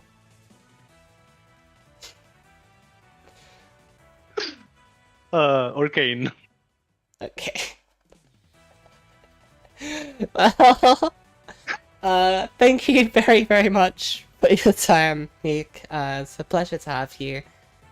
Before you go, is there anything you'd like to say, say, or say, or shout out to chat? Thank you everyone for being here, and thank you for making the community grow. Yeah, of course. Well, I will finally let you go as we go into our next guest. So once again, thank you very much, Meek. Take care. Thank you. Bye. Okay. Again, thank you. A huge thank you to Meek. Share as much love as you can. Again, one of the main TOs over there. But as we move into our next guest, they also were not able to make it to the live showing tonight. So I've got another pre-recorded interview to share with you. So I will throw it back to past Hokori as we move into our next guest. So I'll see you all in about 20 minutes. Take care. As I've hopefully just mentioned not too long ago, our next guest wasn't able to make it tonight or tomorrow, but I have them here now. Didn't want them to not be a part of this show, so please join me in welcoming number 2 on the PR, our friend Lust. Hello Lust, how are you today? I'm really good. I'm glad you can make it. Obviously settled on a date not too long ago, so obviously it's whatever. But regardless of scheduling issues and conflicts and all that, please introduce yourself. Okay, so before I start speaking, I want to mention that I stutter. So I have a really hard time speaking English, so if you can understand me, I apologize in advance, and thank you for inviting me. So hello, I'm Lost, probably the best roster in Europe, but I'm not entirely sure about that because Pab was really good. I'm 19 years old and I'm from a small city in the northern of Spain called A Coruña. Okay, wonderful. Yeah, don't worry too much about obviously your pronunciation and your English skills and all that. It's a common thing. I'm sure some of our other guests will be struggling with that as well. It's fine. We're all European at heart, regardless. what was actually I wanted to ask? Obviously you are pretty well known as you said yourself, one of the best rasters in Europe. But what actually was your main game before Rivals of Aether 2? I had two. My main games before I started playing Rivals were Playtime and Melee, and I had to switch back and forth between them because the communities were small and had very few players, unlike Ultimate. I really dreamt to both games, and I could never quite decide which one I liked better because in Spain every tournament had both Melee and Playtime. If a tournament didn't have brackets for both, it wouldn't have many participants. Yeah, honestly, yeah, a pretty common answer that I seem to get from a lot of the other top players. Yeah, you know, Smash. They're very it's- similar. Yeah, it's a very similar game well, I guess by design with Rivals, since it's, you know, also a platform fighter. But what would you say actually drew you to start playing Rivals? I started playing Rivals 2 because a large part of the Million Project 10 community had already started playing it. Here in Spain, Ukelele and Glenco told me to give a try when the demo came out, and I ended up really liking it. So, what really drew me in, above all, it's that you can still use almost all of the melee text, and I really love moving fast and pressing a lot of buttons, so Yeah, definitely the right game for that kind of Yeah. thing. I mean, hey, AMS attacks are still around. Obviously, you know, wave dashing came from melee, but it's actually intentional here. But I mean, speaking of like those old games, you know, melee and Project M and stuff like that, is there anything from those games that you miss that Rivals might lack? yeah, I think I really miss the feeling that your shield is useless. I feel like in Rivals 2, the shield is way too broken, unlike in Melee, where nobody uses the shield. I'm not saying that I hate it, I just like how defense works in Melee, where you dodge attacks by moving around attacks. You can still do that in Rivals, but with the shield we have, it's easier to play shield mix-ups than move around attacks. Yeah, that's a very nice answer. Not one I've had before, but yeah, never really thought of it that way. Yeah, the shield in Rivals 2 is, you know, Broken, really it's pretty good. But yeah, like thinking back to my own experience with, yeah, that's fair enough. I'm sure that is something developers are at least looking at, hopefully. But hey, I mean, it's a wow, it's a strong part of just, I guess, the game's core design as well. So it's hard to, I guess, juggle. But regardless of other games, obviously, as you know, one of Spain's best and brightest, you have quite the number of you know, wins and just good events under your belt. What would you say you prefer, online or offline tournaments?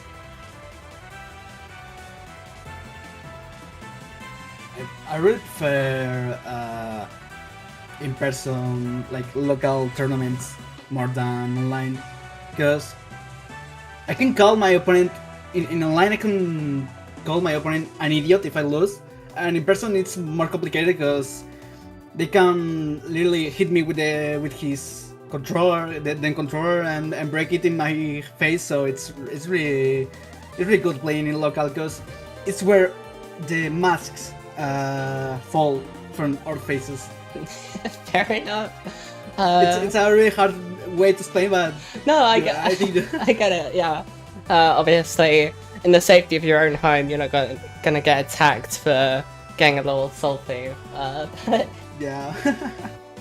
even second, like obviously, you do attend quite a few locals. I mean, I think most recently you were at what, units? UNTTS even. Just Yeah, but- wait, no, that was last year. Well, no, I'm cutting that. Oh my god. No, let me go by date. I'm not going by place. My goodness. No. Okay. Cut. Back to here. Okay. Oh, if I don't cut this, that's gonna be funny. But yeah, I mean, no. Most recently, went to Merendero, in Italy, just last month. Yeah. So. Yeah. No. May. Yeah. So. Oh, 2 months ago. Yeah. I'm not cutting any of this. This is too good. It's too funny. It's really It's okay. hot. But regardless, and obviously you enter quite a few of the like Spanish community online events. Obviously, Gran Aether being one of the more notable ones that you do pretty damn well at. But regardless of that, obviously you still have, you know, gone to locals. So what would you say actually makes you want to travel for a tournament? To travel, the community, absolutely. If it weren't for the friends I made in this community of the community of Raw Spain, I wouldn't be comparing right now. I like the feeling of proving alongside people who enjoy spending time with in a game like this, in a fighting game. In fact, to be honest, I really go into traveling mode.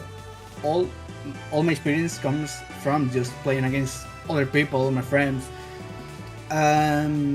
I think I really enjoy traveling because of the friends you met too. Because in Milan, I meet a lot of people like Fernand and Pabu and Nailax, Dia, and just I love it. I can say I love meeting people that loves the same game I love. Oh my god, I'm saying a lot, but it's that I can't say anymore, right? Yeah, I mean, there's no better reason, in my opinion. Yeah. Even if you're not like directly friends with many of the community members, you're going to make friends. I do believe the European Rivals community at large is just like that. It's very easy to find friends, and even if you don't make friends, you're gonna have a good time surrounded by good really people. Good time. So, yeah, I mean, hey, it's the reason I started going to locals, so it's definitely a good reason. But regardless of that, obviously, again, I keep saying this, but, you know, best raster, some may say. What would you say actually makes you want to just compete in general? Yeah, it's like the same I mentioned before, for enjoying playing with my friends, the game I love. I'm there's no reason I actually don't like to play the game alone or training for be the best. I just like playing with my friends. The playing and improving, it's a really good feeling, beating everyone in the community. It's just a feeling, not being the best or nothing. It's just that.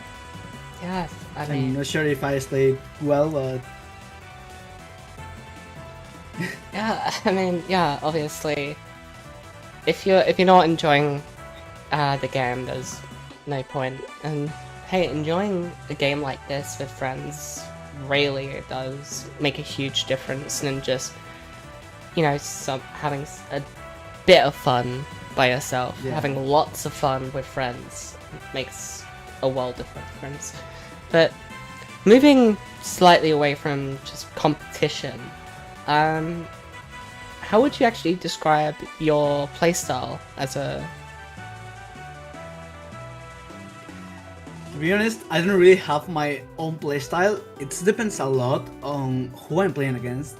And actually, in Spain, I always had a reputation for being a camper, who camps a lot with Slipstream and waits for with punish. But right now I had completely changed that, and I can say that most of the time I'm very explosive when playing neutral and punish. But one thing that is very distinctive about my playstyle is that I have no qualms about trolling anyone.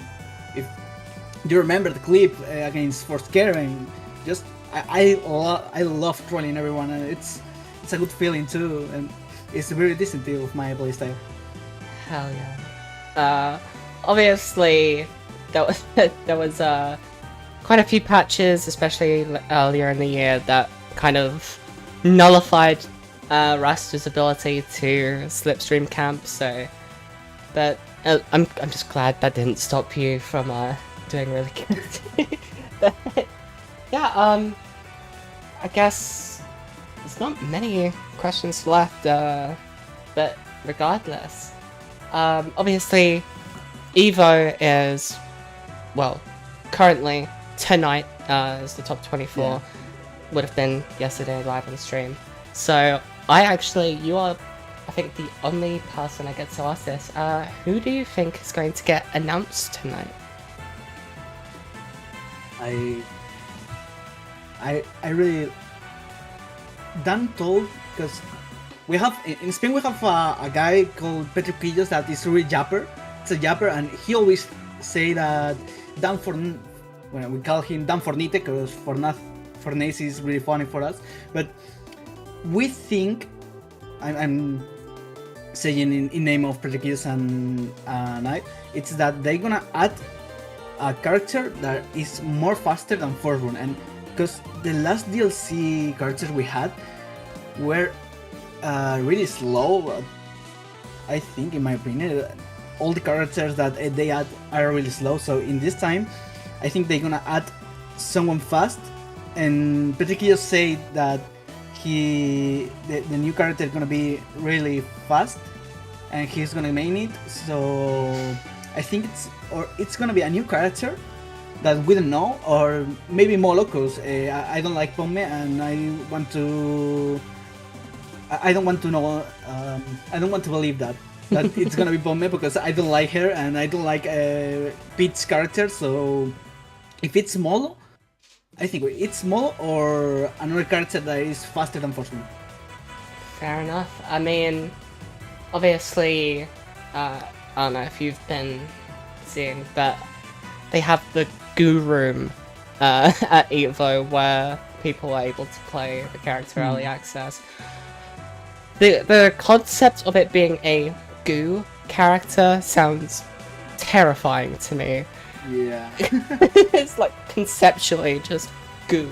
But Boston and Zetaban, I do agree that the next character should be fast. Again, I think the last truly fast character we got was Olympia. Obviously, Absa has good air mobility. Adolis obviously has ice, but all the others, Galvin, Lorena, and Slade, they're not fast. So, yeah, it'll be interesting. And we had two heavies in the game, new two heavies, and it's like, oh my god, I want to play a character that is a glass cannon again. That was one Olympia, but in Olympia when she released was, oh my god. Now it's a glass cannon, but before it was a nightmare. Yeah, but obviously you've mentioned you really don't want Palm. But what character would you like to see in the future? This doesn't have to be, a Rivals of Aether 1 character. It doesn't have to be from any of the Aether games. Archetype. Just, an archetype if you want. Just your dream character for Rivals State. What I used to main in Melee and Breakdown was a Falcon type characters, and I think now the character that is similar to this archetype, it's Raster. So I don't really need a new archetype of character. I think a new character with a different archetype. But if I had to choose, maybe we had that, but a snake type maybe. But we had Absa and Fleet, so we don't need that.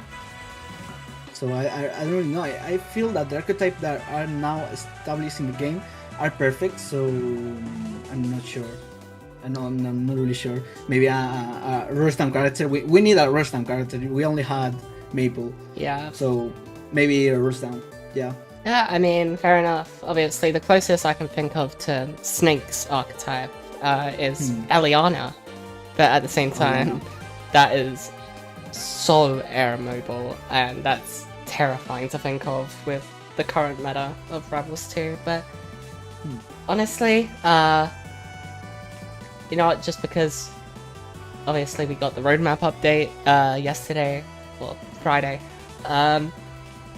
Listen, I know it's just a placeholder on the image, but I need him. Shovel Knight needs to come back, please. Yeah. Well, It was really funny. yeah, if you don't know, I was a religiously Shovel Knight main in Rebels 1, so... so, regardless, actually, an interesting character I have for you, an interesting question I have for you. With the roadmap yesterday, they also announced they're going to start doing remix rivals, you know, semi-clones. Yeah. What character would you like to see, you know, get a remix rival? A remix rival, you mean?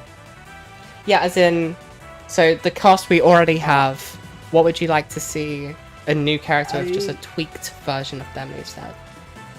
I really like to see a settlement father, because we know they're gonna add Bradshaw. I don't remember his name. It's a Bradshaw, I think. Bradshaw, yes. The friend of Raster. I really like to see a settlement father, but with the design of, you know, in Star Fox, the father of Fox, it's the Fox design, but with sunglasses. I really love to see that because it's really funny. Fit with sunglasses, and yeah, that thing is his father. It's really funny to see. Yeah, I mean, yeah, obviously they have shown at least in concept Renburn. Yeah. But if they do release him, he needs a lover's skin that is just lover's Zetaburn with sunglasses. But yeah, I believe that is all the questions I have for you. So with that, I guess only thing something I ask each of my guests is if they have a question for me. So Luce, do you? No, I don't have a question. I don't know what to ask, so I don't have questions. Fair enough. Well, it's been a pleasure to have you. I'm pretty sure that's all the questions. It's all the ones I'm seeing that apply to you. So, yeah. Yeah. Again, thank you very much for taking some time. Yeah. I won't keep you any longer. So, if anything, is there anything you'd like to say to our, I guess, future audience? Try Raster, it's not a difficult character. I have a guide of how to play it, so don't be scared of trying Raster. It's really funny, and I think it's the most fun character I ever played. And then La Reina, but we're gonna talk about this soon. So thank you so much for watching. Sorry. Yeah. Yeah. Thank you again, Liz. I'll let you go now, and we'll just get back to the show. So, thank you again. To you. Thank you. I'd like to once again thank Liz for taking time to do this. And now we'll go back to the stream for our final block.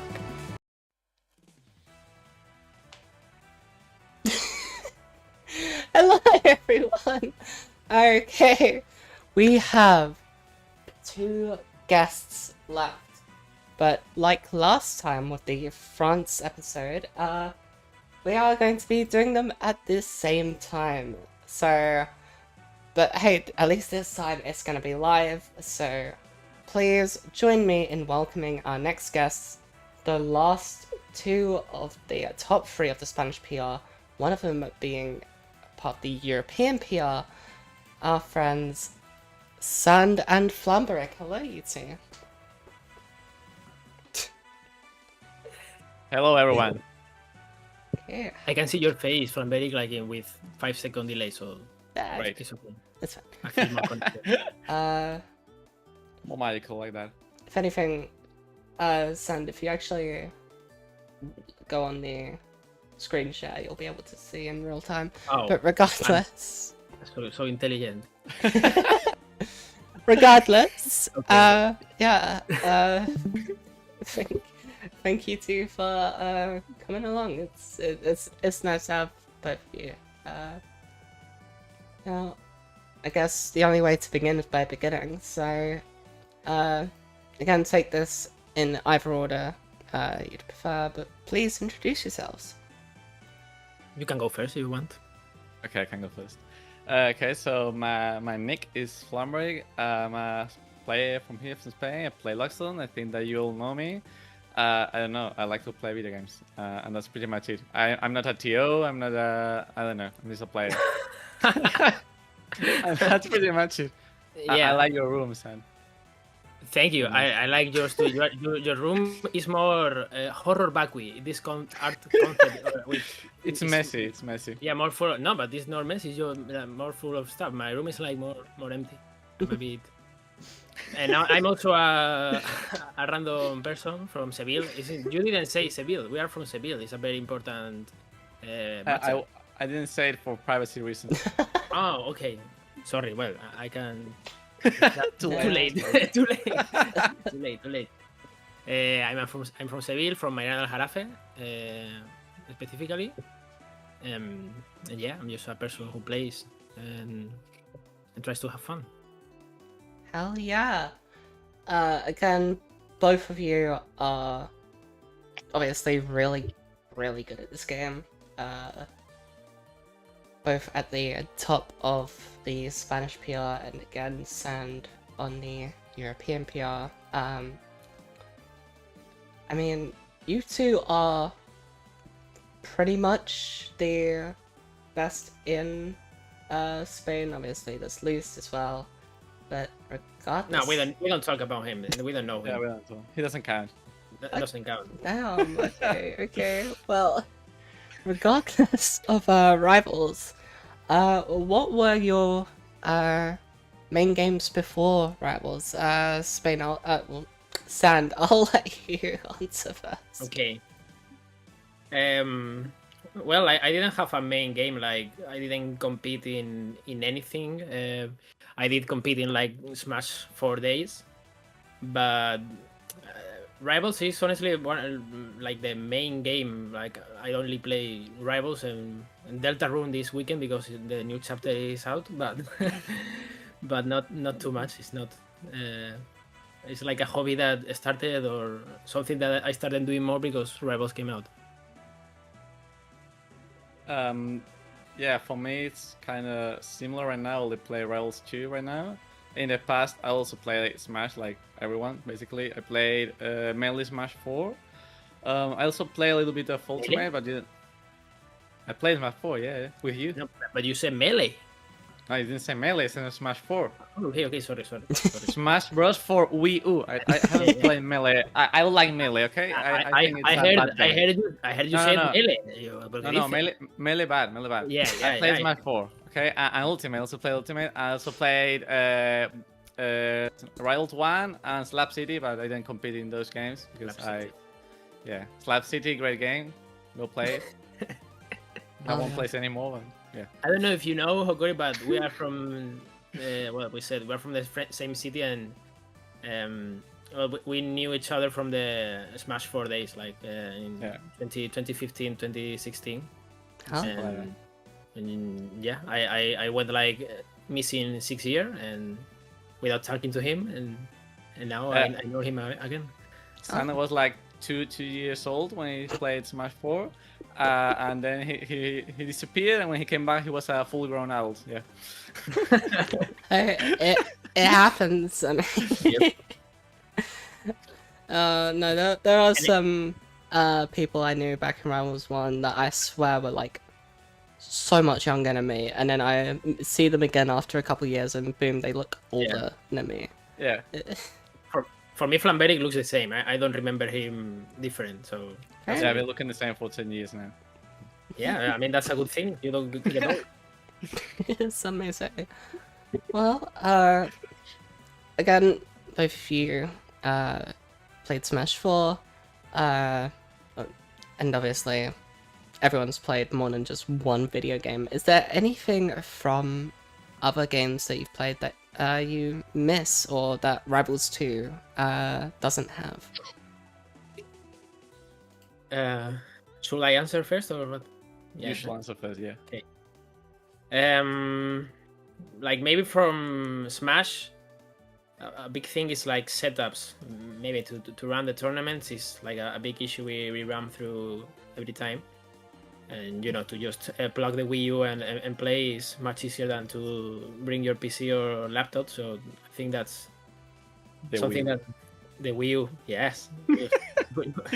I don't know any other thing. So yeah, that's the thing I miss the most, maybe. And from Smash, I also miss like the casual stages. I really enjoyed them and the music.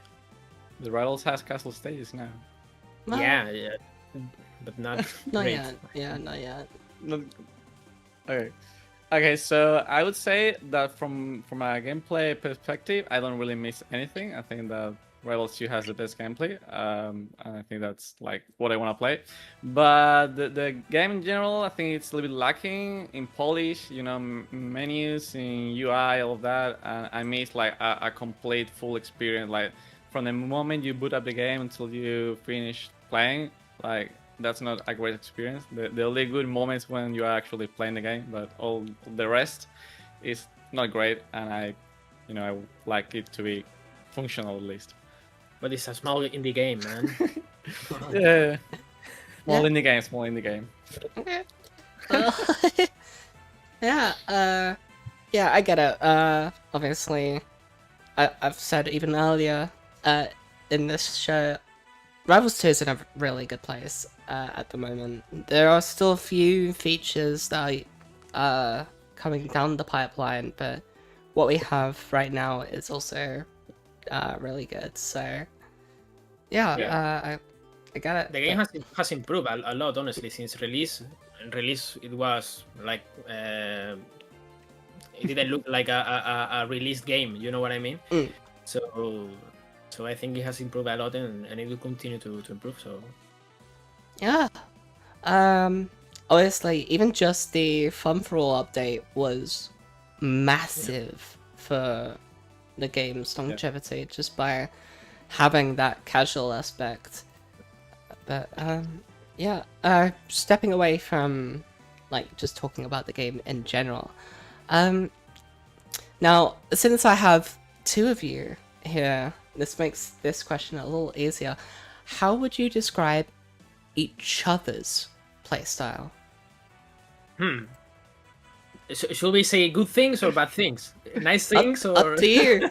Just be as What are you accurate gonna as say you about can me? do you want me to say? I want to say nice things. I think he's a simple player, not in a bad, like this doesn't mean nothing bad. Like he's simple in the sense that he doesn't overcomplicate things. That's a good way to play. Like he doesn't go too far. You know what I mean? Like he doesn't overextend much. And I think that's a good thing about his gameplay. And he knows how to rob people, how to steal very good. You can say machizo. You can say that word. Well, we do have a Shine in chat saying to talk about the smashes. The yeah, Smash. I assume the smashing, that's what I strong. mean. Yeah, the up strong. Yeah, he should Yeah. talk about them. up strong I and mean, neutral. I'm a victim of his smashes. No, he should talk about it. That move is a little bit busted. Yeah, Yeah. I like it. Yeah. I mean, It will get nerfed probably Yeah. again. Locks don't represent, but Yeah. Well, I think Sandy is like the opposite of me. Like he wants to do like all the fancy stuff and all the complicated stuff. He's also a very patient player, and that's annoying. I want people to do things like not to wait for me to do something and punish me for it. I don't know. He's like a very overall solid player. He studies a lot the game. He likes to understand what's going on and to understand all situations. I think that's great. If you wanna be a good player, you know. If you wanna be a teaser, then you don't need that. Well, there's got to be a bit of everything, right? A bit of yeah. cheese. Yeah. Yeah, a little bit chief's always there. Yeah, it's nothing wrong. Hell yeah. Yeah. I mean, would you say each other were accurate in the descriptions? I agree with his description. I don't know if he agrees with mine.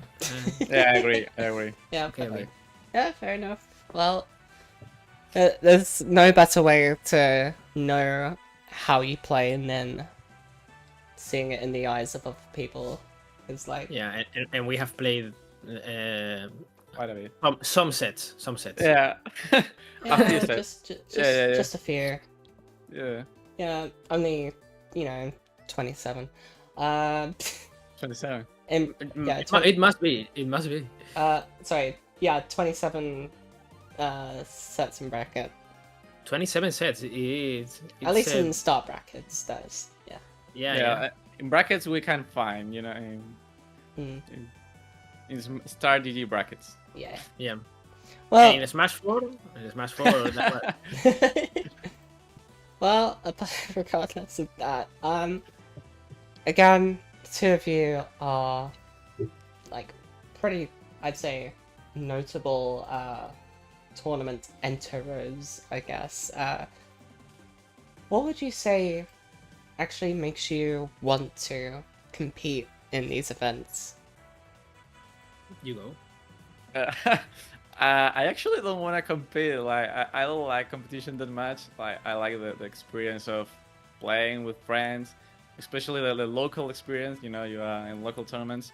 You are there with your friends. You play. You have fun. But the actual competition is something I don't really like think too much about it. You know, like I don't want to be the best and nothing like that. I just play because I find the game fun, and that's it. Yeah, but I mean, you like winning also, like me. This is... Yeah, I like winning, but I like winning in game. Like once the game is done, like I go Yeah. to I go back home. I don't think about winning and how I should approach situations to improve the game, anything like that. You know? Yeah, I think we are in a bit of a similar position. I mean, I've played way more than him, I think. But right now Twice. we are in a... No, twice no, not Twice. no. I hear the Steam data. I played. Yeah, but in 800 beta, hours. in beta, ¿ah? In beta, I play like 20 hours the most. Sí, claro, Like- siempre. Ah, You No, well, played 1,443 hours. that's some hours. But I'm a tester. I should play a lot to test things and. Yeah, and sure. improve. Sure. Yeah. Well, let's focus in the topic. I think we are in a similar position in the sense that like we like winning or we like try harding even in matches, but like we don't want to dedicate the time to be better or to be much better at the game. And also if we dedicated the time, like it wouldn't bring us like a lot of Joy. satisfaction. Yeah. If we were the best players in Europe, it wouldn't be like a big thing for us. At least that's what I think. Yeah, we I feel. agree. So yeah, we play like I like tryharding a lot. I'm a tryhard, but Yeah, Sunny's a tryhard. I'm a tryhard, but I don't see know. myself like doing the hours that I need to do to be much better. Wow. Yeah, I mean, obviously, having just competition, having people that are, better than you is a really good motivator. Also, Yeah. just, it brings challenge to the game, and in a game as competitive as Rivals, challenge is a very, very fun thing to have with the right mindset, of course. But yeah, I mean, obviously, both of you have been to, Martin Merendero, and like a bunch of other local events. What makes it worth it to you to actually travel for a local? You want me to answer? Yeah, Yeah. Sand, if you go first. I was looking at Flamberia. I was looking at Flamberia. Yeah, but I'm gonna say something. You should answer first. Okay. What makes it worth it? Well, I think it's related to what we were talking about earlier. I think it's worth it for us if there's a good experience overall, including bracket, obviously, but also outside of the tournament. Like considering or knowing we are going to meet like people we like in the tournament, and there's going to be like good plan. It's a good city. It's not so expensive. So yeah, I think we want to travel for good experience with people and memories. Also, when we travel is also very eventful always, right? So- It is. It is. I cannot talk. What am I thinking? Yeah. Yeah. In general, I think that the like going to places, meet people with similar interests, and like it's always a fun experience. Depending on the place we go to, like for example, last time we went to Milan. I think the experience of going to traveling to a different country, meet people that you wouldn't meet otherwise. I think that's great. Also, the community is great, so it's always a pleasure to go and see everyone. Also, talking specifically about Milan, like the cotoletta. The what? The cotoletta. We ate. Like, Sam didn't have it, but this Okay. this big chunk of meat was very tasty last time. Like with milanesa, but from there. Anyway, Okay. yeah, He's talking like, about food. yeah, the experience of going to other places is always I don't know, it's always a pleasure for me at least. Hell yeah. Yeah, I feel like, obviously, the main draw to locals is spending time with the community in person, but yeah, going to new places that you might not have traveled to without that event being there really does make a huge difference. Like, Yeah. back in Rivals 1 days, I went, like the first time I traveled out of country by myself, went to Ghent in Belgium for Rivals Odyssey, and it is beautiful there, and I would have never known without there being right. a tournament. Yeah, It's like tournaments are good excuse. a good excuse to travel, you know? Yeah. Yeah, I know in Rivals 1 there was like a big tournament here in Barcelona, right? Like in City Lab or Tech Republic. yeah, Tech Republic. Tech Republic was the big one for Rivals 1. Yeah. I think it's the same venue or like the same Yeah, it is. organizers, but Yeah. with a different name. Yeah. All I know is I think Redek was on both teams. He's definitely on City Fest, obviously, but Mhm. Yeah, I think it's both. yeah. Oh. Regardless of that, yeah, while on the topic of locals, what is your favorite memory of an event? I'll let you go first, Flamberry. I'm gonna talk about my second memory. Uh, first one, I cannot talk about it. But the second best one is I think the general experience I had in this tournament that Ukelele talked about earlier. This Wateke Ukelele tournament. He mentioned it earlier. I think that it's not something specific, but something happened there. But in general, like it was a tournament. We were like 8 people, and we would spend like the whole weekend in a house, like having fun, playing the game, doing fun side activities, and I don't know. I had a lot of fun, like so much fun there. We also, we still had like small talk. I mean, not small talk, but we had like some conversations there. Big talk. Big talk. When you spend a lot of time with a group of people, you talk about your lives and you like open yourself up. Yeah, I think that tournament was important because it was like the first time, at least in my case or his case, our case, that we met the Spanish people in those like circumstances or those in that context. Yeah. Like we became, I guess, more intimate with some people, or we met some people differently, and so it was a very memorable event in our community. Although we were only like 8 people, we were, Yeah. a lot of people weren't there. So Yeah. It sounded amazing, but I don't know how amazing it could have been with 2 Rhinos and 2 Arcanes in top 8, but whatever. I don't mind. Well, I'd say top 8, again, it was only 8 of you, but yeah. But it was an entire tournament, yeah, it was...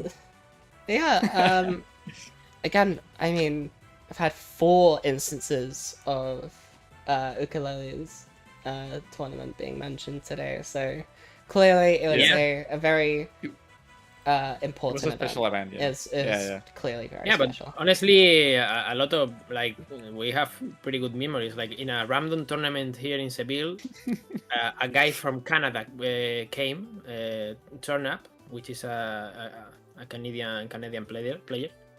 So that was also pretty impressive, to say the least. And City Lab is pretty fun. Also, we had a lot of fun last year, and next month we have the next one. So yeah, I think we only had good experiences so far, or learning experiences.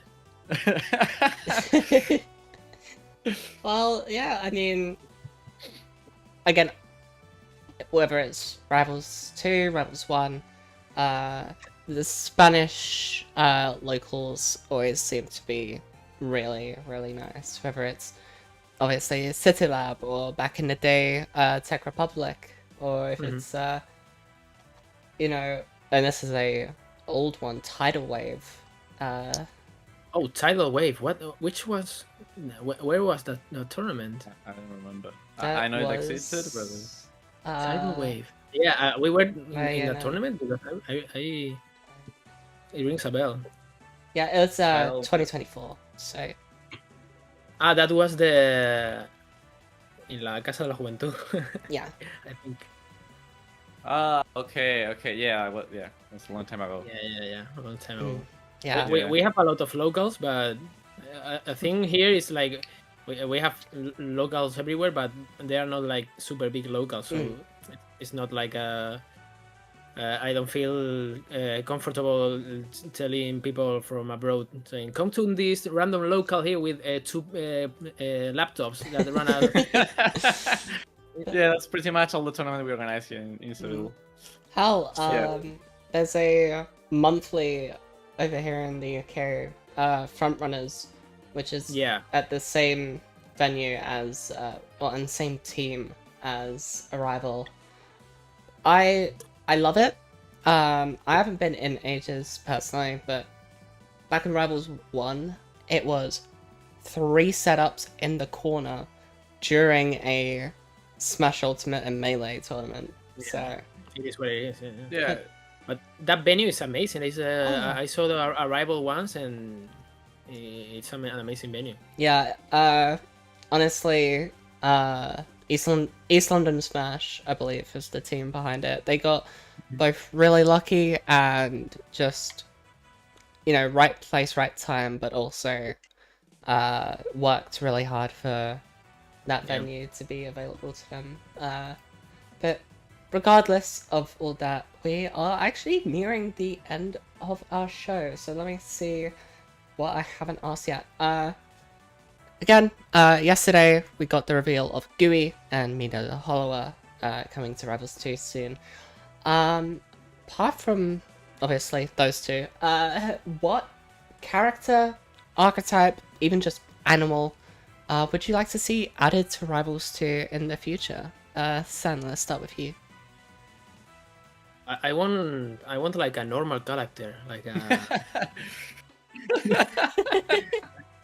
I want like a yes.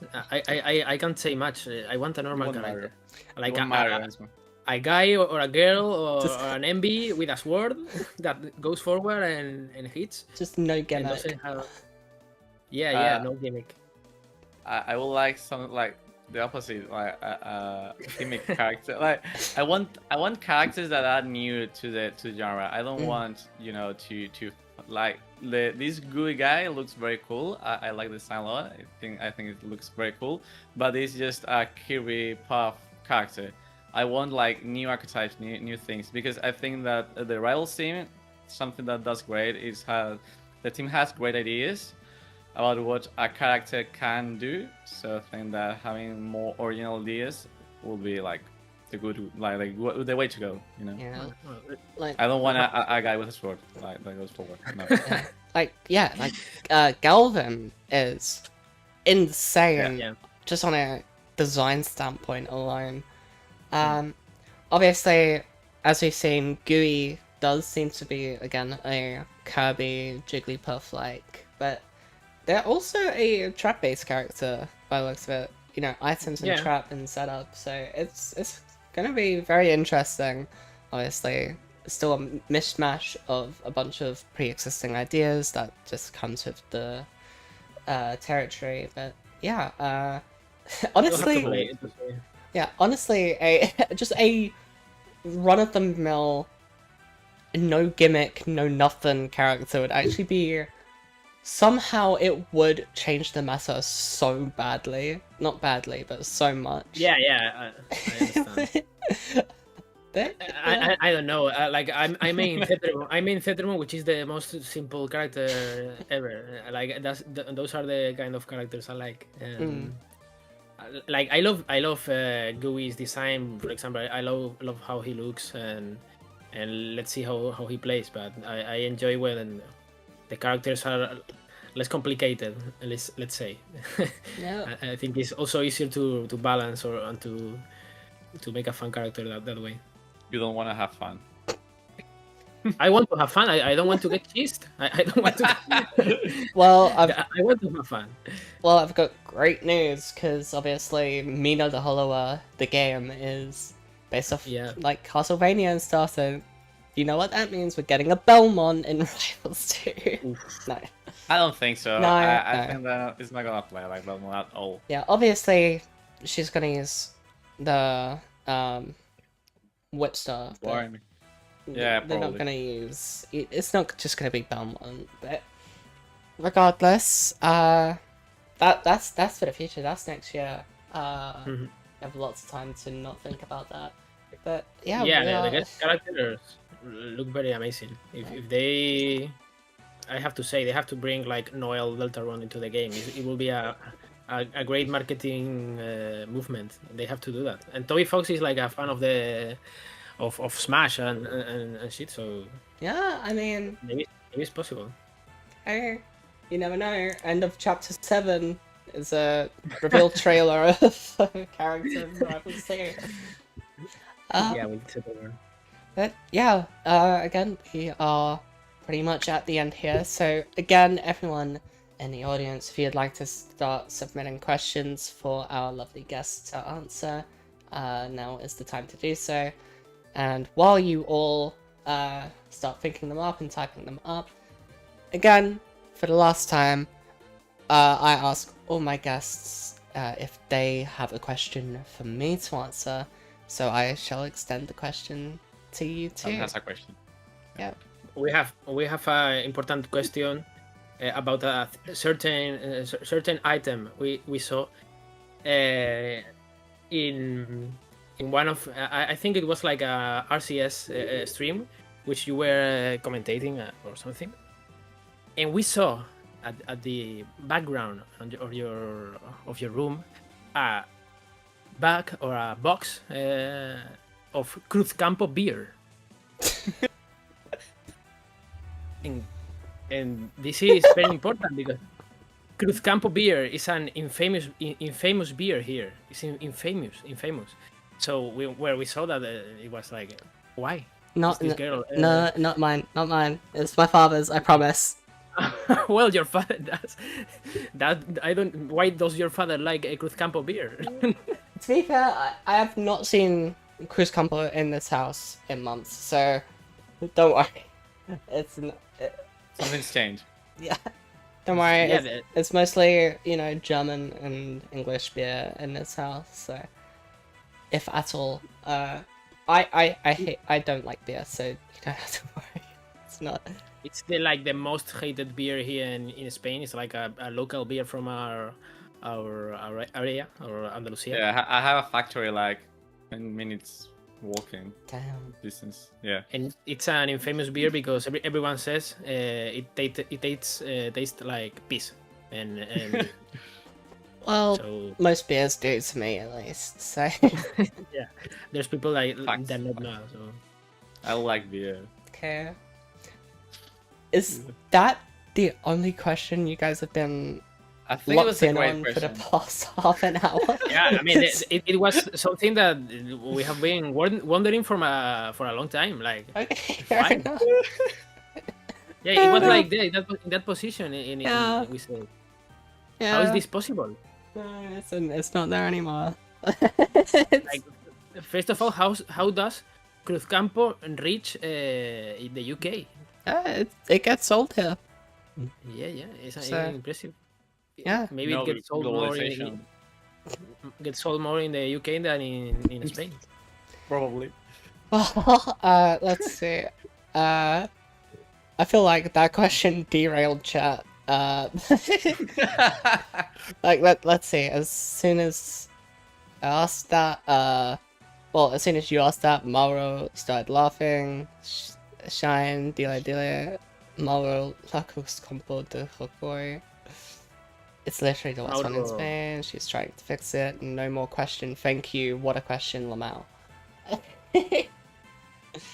Well, if our audience doesn't have any other questions, please, both of you, feel free to take this time to share, say, or I guess just shout out anything you'd like to our audience. Ser buenos. That's it. Ser buenos. Ser buenos. Okay. Be good. How, Go to- yeah. What do you want to say, Flamberic? Do you want to say any message to the world? I know. Play local tournaments. Have fun. Don't be salty. I don't know. Good things. Good Yeah. things. Okay. Yeah. Well, Pretty much. Sand, Flamberic, thank you very, very much for your time. I will let you both go now. Yeah, again, thank you for coming along. Yeah, thank you very much. Yeah, so both of Thank you you take care. for all of this. Of course. Right. Take care, both of you. But Ow. Okay. And with that, my friends, that is the end of our show tonight. I hope you all enjoyed. I'm glad we got to actually do this completely live this time. Again, thank you so much to our guests for coming along tonight.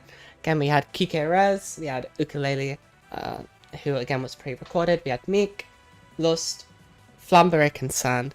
Thank you all so very much in the audience for coming along tonight, whether it's on Twitch or on YouTube. It means a lot. I loved doing this. Now, something I wanted to say, I believe I said this in a US2 stream, to my US2 audience. Sorry, there wasn't a stream yesterday. It was the hottest day of the year. Actually, the highest recorded temperature in the UK. So, regardless of that, this show is going to take a brief hiatus while I work on the Euras 2 Best of Season 2 video, just so I'm not, splitting my attention and things take way too long. I want that video done by the end of this current Euras 2 season. But regardless, when the time comes for the next region, there will be a poll once again in both our Discord region Rivals of Aether Europe and in Grindcord for whatever the next region is going to be. Whatever one wins, I'll then release a request form in both those servers and the regional server for you all to vote on who comes onto the show next. Regardless, one last thing as I would like to remind everyone about that I shared with all of you last week is Overqualify. For those who don't know, Overqualify is my charity event that I am going to be hosting next month to raise money for Stonewall UK.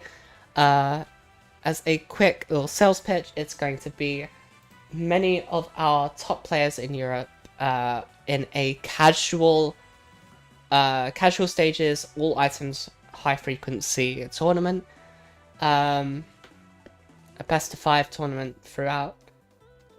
There is a last chance qualifiers that you can still sign up for if you do exclamation_charity. I've put it in chat already. It's at start.gg/overqualify. Feel free to participate.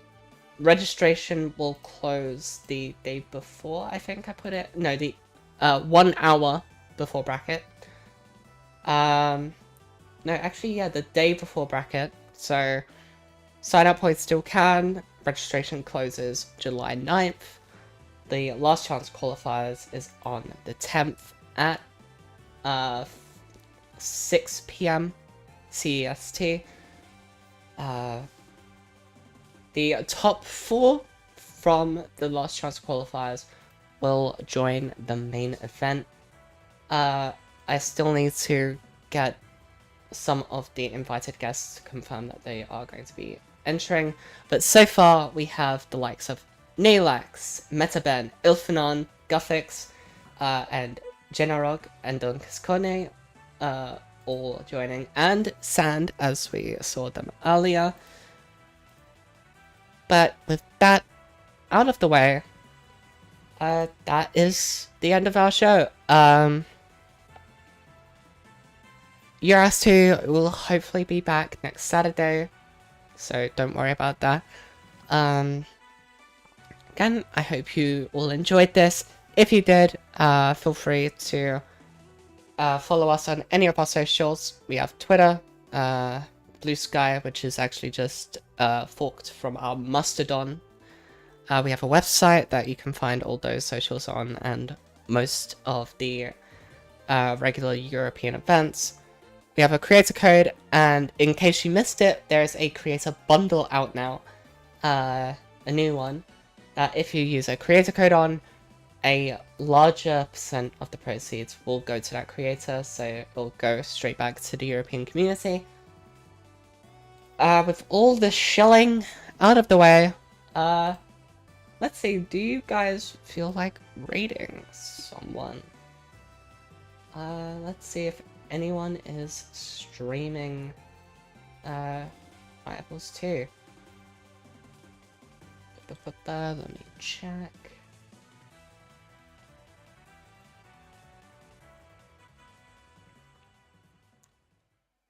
Not really, no. Okay, we'll disregard that. Again,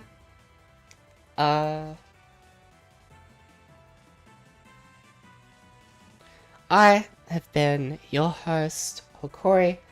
Obviously follow us on Twitch at ROE Europe, or you subscribe to our YouTube channel, Rivals of Aether Europe.